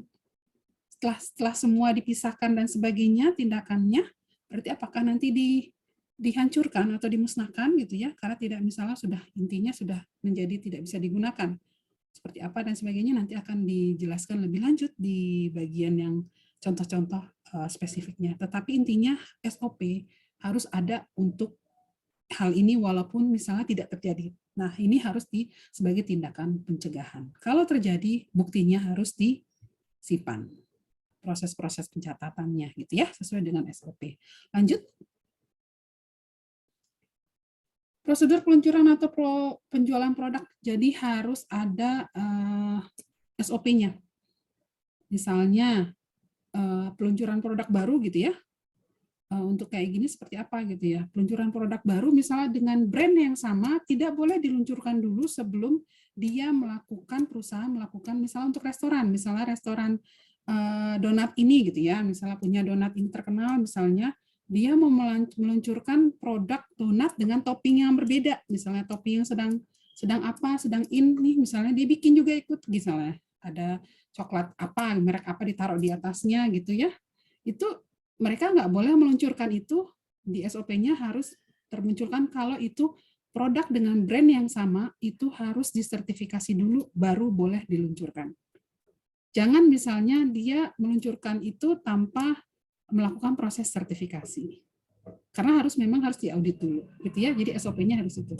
Ada aturan mainnya masing-masing, gitu ya. Jadi udahlah, bahannya kan sama, ininya sama gitu. Tetap harus dilakukan proses pengembangan. Biasanya pendaftarannya itu pengembangan. Kan ada proses itu, kan ada proses pengajuan baru, perpanjangan, memang sudah habis masa berlakunya 4 tahun, misalnya sertifikat.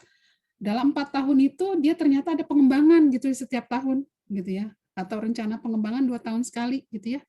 Itu harus namanya di pengembangan gitu. Jadi pendaftarannya berbeda, nggak boleh kalau brand yang sama itu nggak boleh diluncurkan kalau memang belum mempunyai sertifikat halal. Lanjut. Nah, untuk produk juga sudah dijelaskan ya. Pertama dia lebih ke memang harus menghasilkan produk dari bahan dan proses yang sudah melalui proses sesuai dengan persyaratan yang sudah disebutkan tadi. Terus mengenai nama, ya mengenai nama tidak mengarah yang kufur gitu ya. Terus mengenai bentuk, ya bentuk juga nggak boleh karena memang ada beberapa waktu lalu sebelum pandemi kita ada mie kremes ya bentuknya mie kremes tapi itunya gambarnya ada gambar bikini gitu ya. Terus ada karakteristik atau profil sensori gitu ya. Tadi misalnya Pak Adi bilang kemarin apa? Misalnya keripik apa, rasa apa gitu kan nggak boleh gitu ya. Padahal tidak menggunakan bahan yang mengandung babi dan sebagainya.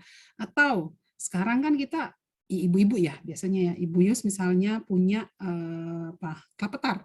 Kelapa tart kan khasnya sebenarnya penggunaan rum ya. Sebenarnya kalau nggak pakai rum itu kalau yang sudah biasa menggunakannya itu ini beda rasanya. Nah, bagaimana pengganti rum itu kalau memang pengganti rum tetapi dia masih menggunakan taste atau profil atau sensorinya itu masih sama dengan rum itu tidak diperbolehkan gitu ya.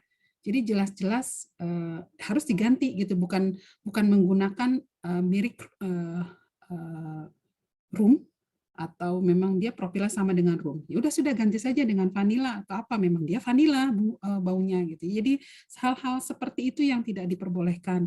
Bahkan sampai ke misalnya simbol, logo, nama, kemasan yang tidak boleh yang ke arah yang menyesatkan. Karena sekarang banyak sekali ada kata-kata misalnya setan gitu ya dan sebagainya gitu ya tidak diperbolehkan. Mengarah ke satu agama tidak diperbolehkan gitu ya.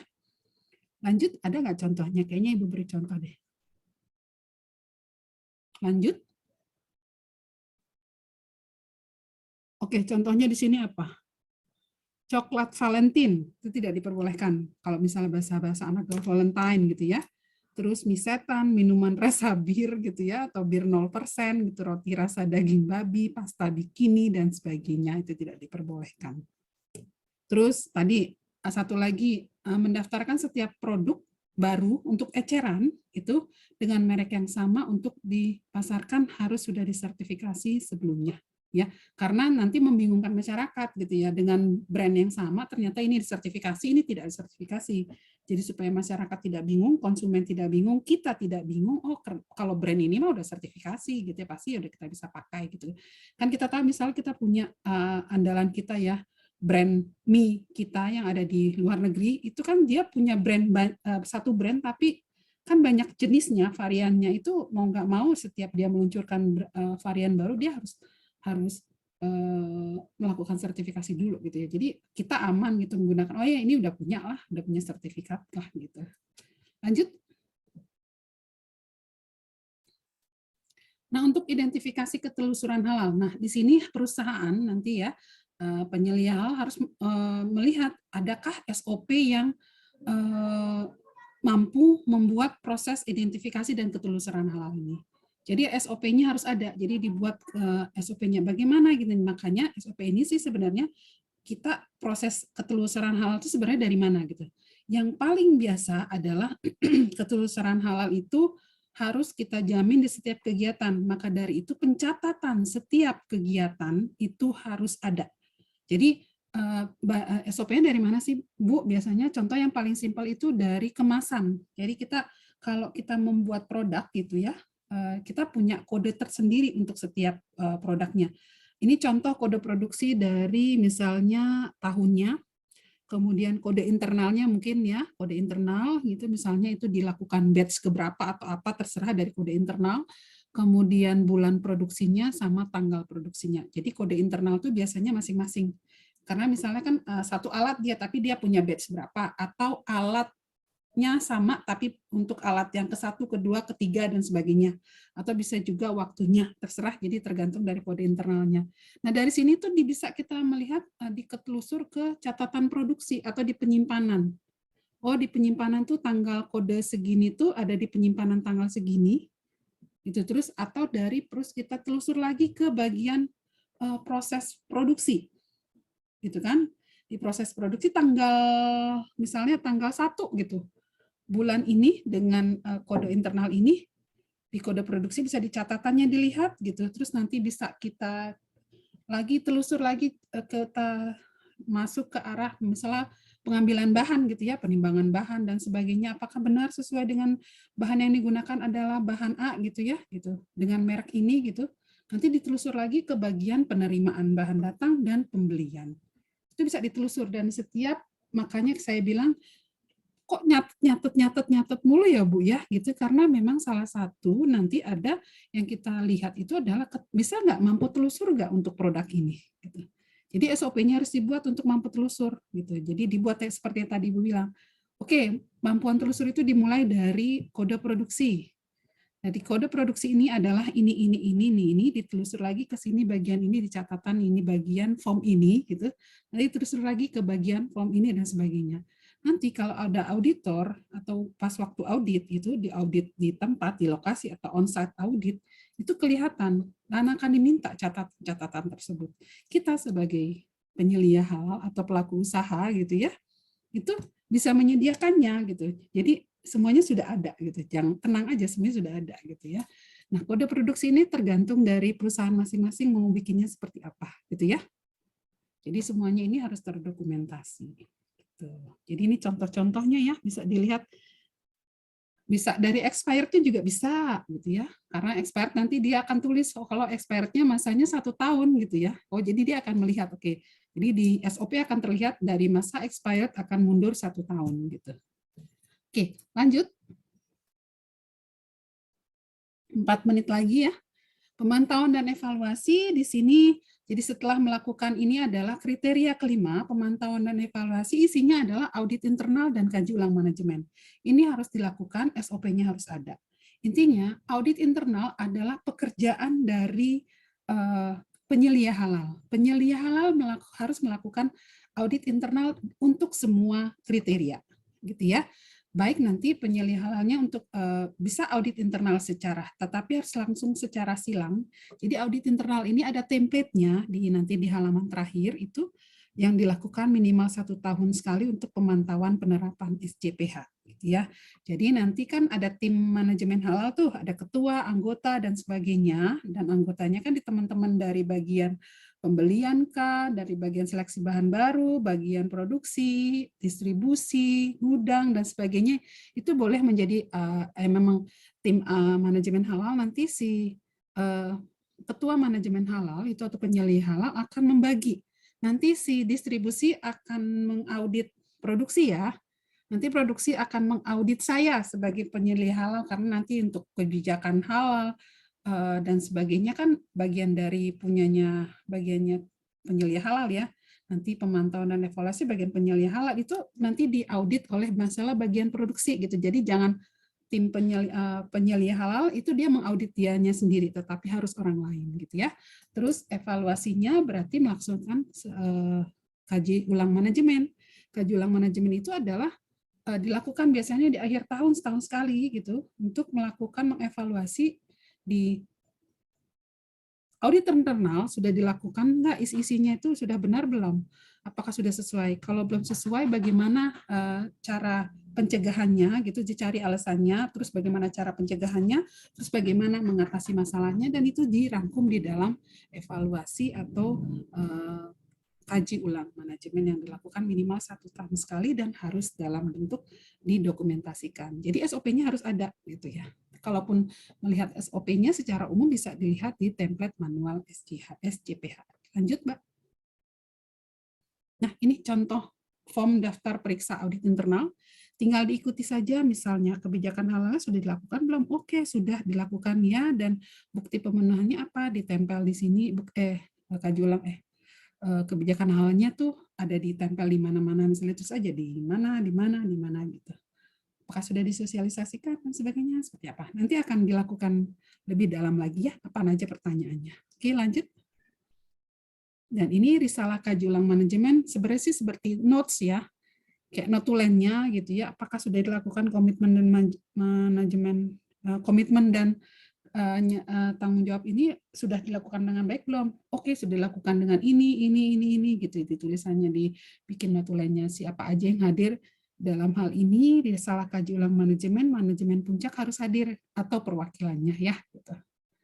Lanjut. Sudah, terima kasih. Pas ya 45. Iya, pas banget Ibu. Oke, terima kasih. Terima kasih kembali Ibu telah memaparkan materi dengan sangat jelas nih Bu. Aku jadi lebih paham nih. Oke, selanjutnya kita masuk ke sesi tanya jawab. Bagi para peserta yang ingin bertanya, boleh silakan mengklik tombol raise hand, lalu saya akan mempersilakan untuk mengaktifkan kamera serta mikrofon. Dan jika tidak bisa, boleh mengirimkan pertanyaan melalui kolom chat Zoom dengan format nama peserta _ pertanyaan. Boleh silakan untuk kakak-kakak yang bertanya. Oke Bu, mungkin sambil menunggu saya duluan boleh kali ya Bu nanya. Silakan Mbak. Oke, saya dulu ya Bu. Tadi kan di awal Ibu membahas sedikit mengenai sesuatu yang tidak perlu disertifikasi halal ya Bu. Nah, contohnya seperti apa sih Bu yang tidak perlu disertifikasi halal dan mengapa hal tersebut tidak perlu disertifikasi halal Bu? Terima kasih. Oke Mbak Sela, mungkin pertanyaannya bahan kali ya? Bahan yang tidak harus punya sertifikat halal ya? Ya, bahan ya. Jadi sini lebih cenderung ke bahan pertanyaannya. Jadi tadi jadi pertanyaan Mbak Sela adalah dokumen pendukung bahan. Jadi misalnya untuk UMK dulu deh biar gampang pemahamannya ya. Misalnya Bu Yus nih. Bu Yus kan hobinya bikin cake gitu ya, roti dan kue gitu. Misalnya Bu Yus bikin kelapa tart gitu ya.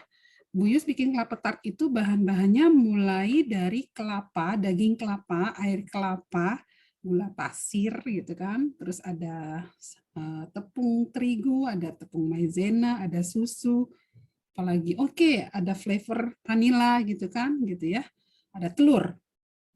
Kemungkinan yang tidak punya sertifikat halal, yang nggak harus punya sertifikat halal, memang dikondisikan ini nggak harus pakai sertifikat halal dan ini boleh apa saja tadi dari bahan-bahan yang sudah Ibu sebutkan.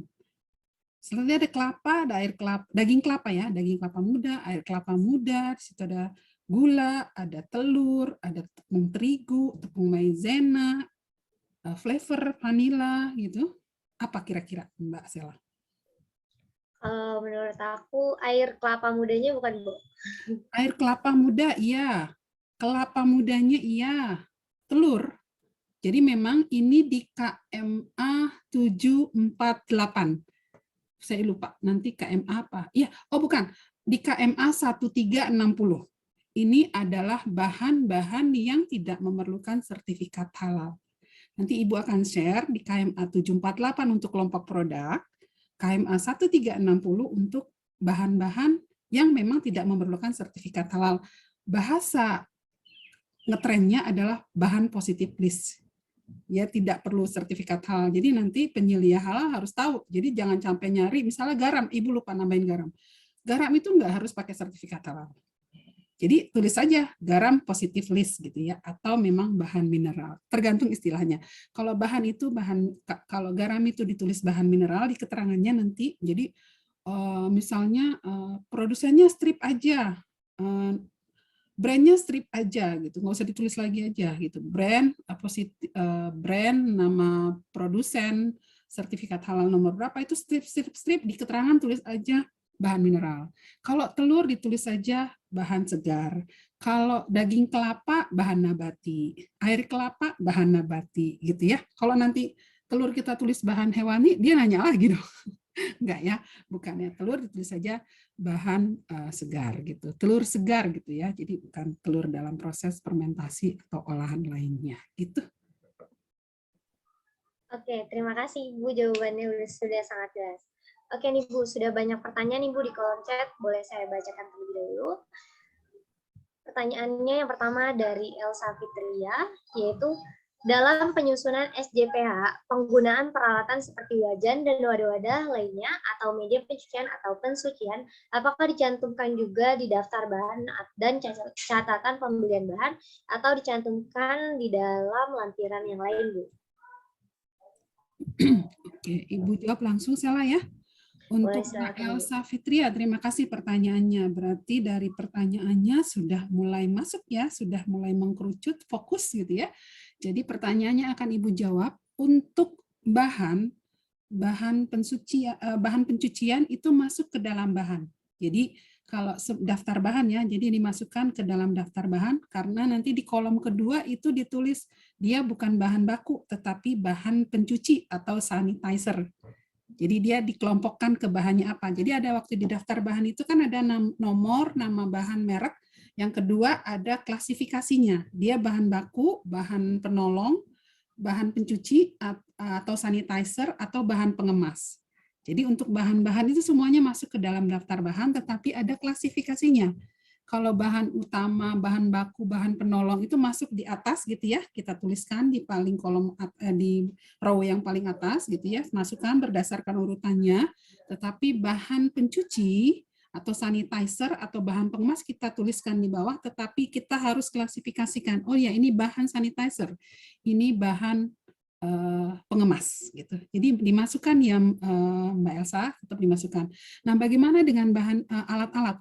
Alat-alat masuk ke di daftar nanti bagian pencucian. Karena kan bagian pencucian itu kan ada, misalnya kalau di sini kan ada wajan, ada baskom misalnya waktu dipakai gitu ya, untuk usaha-usaha rumah tangga gitu, UMK gitu, yang pengurusannya pakai PIRT, itu dituliskan. Jadi misalnya ada untuk proses pencucian. Jadi nanti misalnya ada wajan A, wajan B, apa gitu bikin daftarnya, ditulis misalnya hari apa sampai produksi sudah dilakukan pencucian, checklist dan sebagainya, siapa yang tanggung jawab gitu. Jadi kalau di pabrik biasanya dia serangkaian, misalnya dia kan berurut ya, line A gitu ya. Apakah sudah proses pencucian, nanti akan ditulis oh line A dicuci, misalnya dibikin dalam bentuk tabel atau apapun supaya lebih efisien, biasanya tinggal checklist gitu.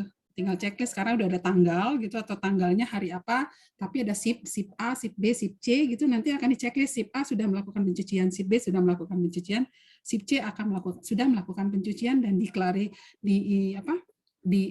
dilihat oleh misalnya pimpinan hari itu siapa, oke ini sudah diceklis dan sudah dilakukan pencucian, dilihat terus sudah bersih atau belum gitu. Jadi untuk bahan dan peralatan akan dibedakan gitu. Ya. Baik, terima kasih atas jawabannya, Bu. Lanjut ke pertanyaan selanjutnya dari Kak Nur Aziza Dwiningrum. Pertanyaannya adalah, pada proses pemantauan dan evaluasi SGPH dilakukan audit eksternal. Apabila terdapat beberapa poin yang tidak memenuhi, apakah ada kemungkinan pencabutan sertifikat halal atau akan diberi waktu untuk memperbaiki dan kemudian diaudit ulang? Oke, Mbak Nur Aziza Dwiningrum. Kalau pertanyaannya sudah dilakukan audit eksternal, jadi sebenarnya pemantauan dan evaluasi ini pertama dilakukan oleh internal, oleh penyelia halal. Jadi tidak ujuk-ujuk langsung dari audit eksternal. Jadi sebelum audit eksternal datang, sebelum kita melakukan pendaftaran untuk misalnya baru, sertifikasi baru, kita sudah melakukan 5 kriteria ini. Kan 5 kriteria yang pemantauan dan evaluasi itu kan yang kriteria yang kelima. Jadi kita sebagai penyelia halal, misalnya Ibu sebagai penyelia halal, gitu kita sudah melakukan dulu gitu. Nah, karena kita sudah melakukan audit internal gitu ya, kan tadi ada yang belum dilakukan dan sebagainya. Nah, maka dari itu harus dilakukan proses perbaikan dulu gitu di internal kita. Baru dilakukan audit eksternal gitu. Jadi kalau kita sudah melakukan 5 kriteria dan kita melakukan audit internal dan pemantauan atau kaji ulang manajemen, dan dikaji ulang manajemen itu adalah waktu kita untuk melakukan proses perbaikan. Nah, nanti penyelia halal harus menunjuk tim gitu. Oke, tim yang ini yang tadi yang belum dilaksanakan boleh dilaksanakan dalam kurun waktu segini, dicatat ya semuanya, terus nanti pas kita mau audit eksternal, nanti ada auditor datang, itu sudah siap semuanya. Jadi auditnya dilakukan audit internal dulu, baru dilakukan audit eksternal. Nah, ketika di audit eksternal sudah bersih semuanya gitu. Jadi sudah dilakukan proses pencegahan. Kalaupun ada ceritanya di sini sebelumnya adalah begini, tetapi sudah dilakukan proses perbaikan dan sebagainya, ini berarti sudah bisa diterima gitu oleh audit eksternal atau auditor gitu. Tetapi dalam prosesnya, misalnya kasusnya ternyata audit internalnya tidak melakukan proses itu nggak dilakukan proses perbaikan, terus langsung audit eksternal, bukan dicabut sih, nggak dicabut sertifikatnya kan, misalnya nggak dicabut, pasti ada proses tergantung dari apakah kelemahannya, biasanya kita sebut kelemahannya ini seperti apa.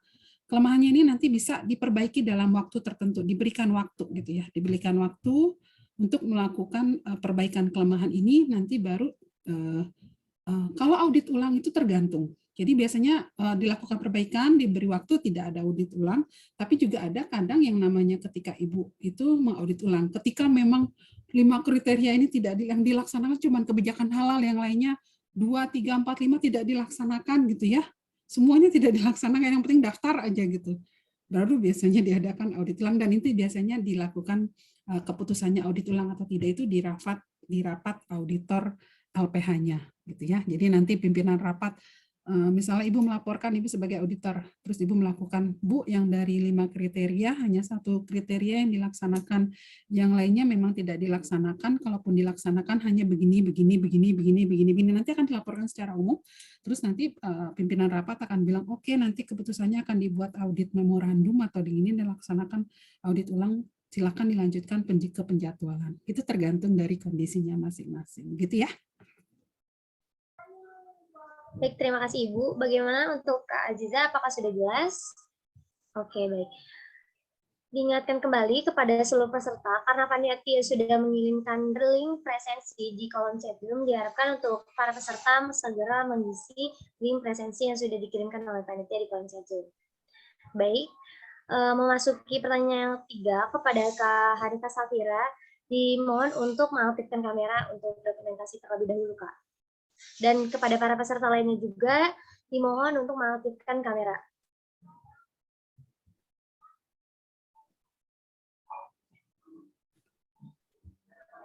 Baik.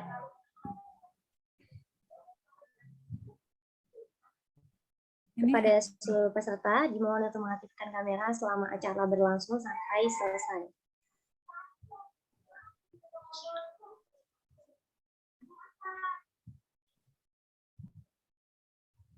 Oke, baik Bu. Mungkin sambil saya bacakan soalnya, pertanyaannya. Nah, baik karena Kak Safira sudah on kamera, boleh untuk Kak Safira sendiri yang bertanya langsung kepada Bu Yusa ini. Silakan. Assalamualaikum warahmatullahi wabarakatuh. Waalaikumsalam warahmatullahi wabarakatuh. Saya izin bertanya ya Bu, sebenarnya tim penyelia ini perlu jadi divisi tetap nggak sih Bu di suatu perusahaan gitu? Atau sebenarnya nggak apa-apa gitu kalau misalnya nggak ada si tim penyelia halal ini, jadi kita pakai jasa dari pihak ketiga saja gitu loh Bu. Misalnya pas lagi baru mulai membangun perusahaannya gitu atau membangun usahanya gitu, kita sekalian gitu loh Bu, jadi sekalian verifikasi nih misalnya ingredients-nya, semua sertifikasinya gimana-gimana gitu, kita sekaligus gitu berjalan. Nanti setelah kita sudah berjalan dan semua ingredients-nya sudah di ACC gitu loh Bu, misalnya sudah disertifikasi halal, terus kita nggak melakukan pergantian supplier gitu. Supplier itu aja selama berjalannya si pabrik itu aja nggak pernah ganti-ganti gitu Bu. Jadi perlu nggak sih Bu gitu Bu, kalau case-nya kayak gitu? Oke. Mbak Sela, Ibu jawab langsung ya. Boleh, silakan Ibu. Oke, Mbak Hanifah, terima kasih pertanyaannya ya. Jadi memang kadang ini pertanyaan yang muncul gitu, apakah penyelia halal itu merupakan karyawan tetap gitu, apakah boleh menggunakan pihak ketiga gitu ya, dalam hal ini misalnya konsultan aja deh, nggak usah pakai pakai penyelia halal gitu ya. Kalau sepertinya kalau memang dari yang ini harusnya di peraturan ya, ketika Ibu menjadi auditor dulu gitu, menjadi auditor halal, itu ada peraturan yang menyebutkan kalau memang anggota tim manajemen halal adalah karyawan tetap, gitu ya. Jadi bagaimana kalau dia bukan karyawan tetap, kita tidak bisa pegang dong gitu ya. Nanti bisa ganti-ganti orangnya. Sedangkan karyawan saja, orang baru saja harus dilakukan proses, disebutkan di aturannya tadi di template SCPH. Kalau ada penggantian karyawan, ada karyawan baru, harus dilakukan proses pelatihan internal untuk menyamakan persepsi tentang halal ini. Itu tergantung nanti pendalamannya dia di bagian mana gitu. Apakah dia di bagian produksi terutama, kan itu kan bagian-bagian aktivitas kritis ya. Kalau kemarin Pak Adi bilang sampai Sapam aja harus tahu kebijakan halalnya gitu ya. Jadi memang apalagi penyelia halal gitu ya Mbak Hanifah ya. Jadi memang harus karyawan tetap, ketika yang lainnya yang merupakan karyawan outsourcing itu tergantung dari kebijakan dari perusahaan masing-masing, karena outsourcing kan juga ada misalnya 3 bulan, berapa bulan, ada kontrak dan sebagainya. Jadi untuk tim penyelia halal adalah terutama untuk ketuanya adalah karyawan tetap. Nah, bagaimana dengan misalnya di luar tadi case yang tadi penggunaan suppliernya tetap itu aja Bu gitu misalnya gitu. Supplier itu nggak masalah itu aja. Tetap yang perlu dikunci adalah bukan suppliernya, tetapi bahannya. Karena satu supplier, misalnya saya menggunakan tepung merek ini gitu ya, misalnya saya sendiri. Supplier saya memberikan mereknya A gitu. Bu, saya nggak punya merek A nih, bulan depan dia datang. Bu, saya nggak punya merek A, tetapi ini sama tepungnya, ingredientnya juga sama, tapi dia mereknya B. Supplier saya masih sama kan? Nanti dia kasih B ke saya gitu tanpa nanya gitu ya. Itu sudah berbeda bahan. Jadi yang harus dikunci adalah bukan suppliernya, tetapi merek, bahan, dan produsen serta negaranya. Ya, jadi yang dikunci adalah itu. Makanya tadi di daftar bahan ada nama supplier, nggak masalah. Boleh dituliskan, boleh tidak dituliskan, tergantung perusahaan. Karena ada beberapa perusahaan yang suppliernya itu merupakan dia off record. Dia nggak mau nanti suppliernya dia muncul ke permukaan. Tergantung dari kondisi perusahaan masing atau SOP masing-masing, bisnisnya seperti apa gitu. Karena kalau supplier saya itu menjadi ingredient saya, kunci saya gitu ya. Merek tertentu nanti dipakai sama ini, wah nanti ditiru sama yang lain gitu. Jadi itu kan sebagai kunci. Tapi kuncinya adalah nama merek bahan, produsen bahan, lokasi produsen bahannya, itu yang dikunci. Dan harus tetap sama sampai kalau memang komitmennya tidak akan mengganti gitu ya. Kecuali, jadi kita tidak bisa mengunci supplier bilang, Bu, pokoknya Pak kasih saya bahan ini ya, terigu ini. Kan karena dia merasa ngenak, terigu ini hari ini nggak ada gitu. Merek ini, saya kasih merek B aja deh. Kan sama aja gitu. Itu nggak bisa. Jadi kita harus mengunci tadi merek bahan produsennya sama dari lokasi produsennya negara mana. Gitu ya, Mbak Hanifah. Mudah-mudahan bisa dimengerti. Oke, terima kasih banyak Ibu. Ya. Ya baik, karena waktunya 3 menit lagi, mungkin yang tadi bisa menutup pertanyaan terakhir. Mungkin dari Bu Yusraini sendiri, apa ada tambahan? Oke, jadi ya Ibu ingin bikin begini aja. Jadi karena kita sebagai baik itu kita akan peluang kita dalam hal ini penyusunan SCPH ini dalam ketika kita sudah bisa memahami, bisa membuat menyusun SCPH dengan lampiran-lampirannya semuanya bisa mengisi dan semuanya itu ini peluang pekerjaan kita tidak hanya sebagai penyelia halal Ibu bilang.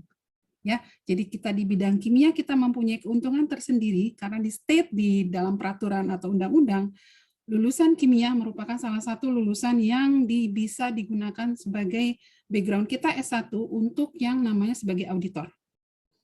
Itu kalian sudah menang sendiri tuh. Udah menang jadi sebagai auditor gitu ya. Karena LPH sekarang banyak sekali termasuk UIN. Insya Allah dalam waktu dekat mudah-mudahan mohon doanya LPH UIN akan mendapatkan izin gitu ya karena sudah kita masuk sudah divisitasi dan sebagainya sedang dalam perbaikan dokumen dan sebagainya ini mohon doanya supaya kita tetap berdiri.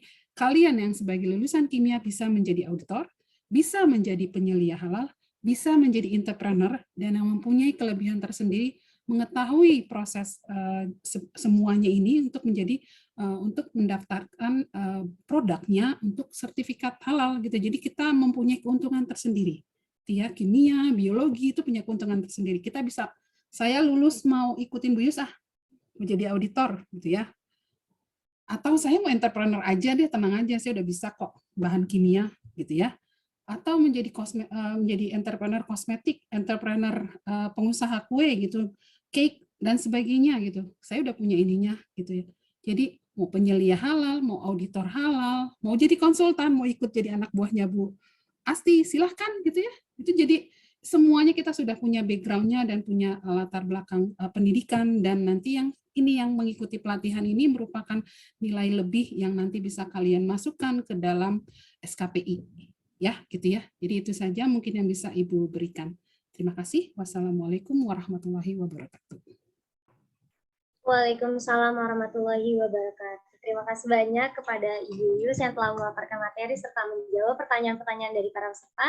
Dan juga tentunya terima kasih kepada seluruh peserta yang sudah bertanya. Dan kepada para peserta yang belum sempat bertanya, boleh bertanya langsung ya ke Ibu Yus atau ke WAG ya Bu.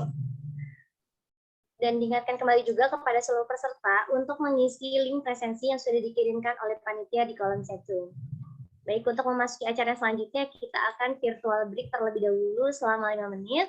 Bagi para peserta yang ingin pergi ke toilet atau ngemil atau minum, dipersilakan. Terima kasih.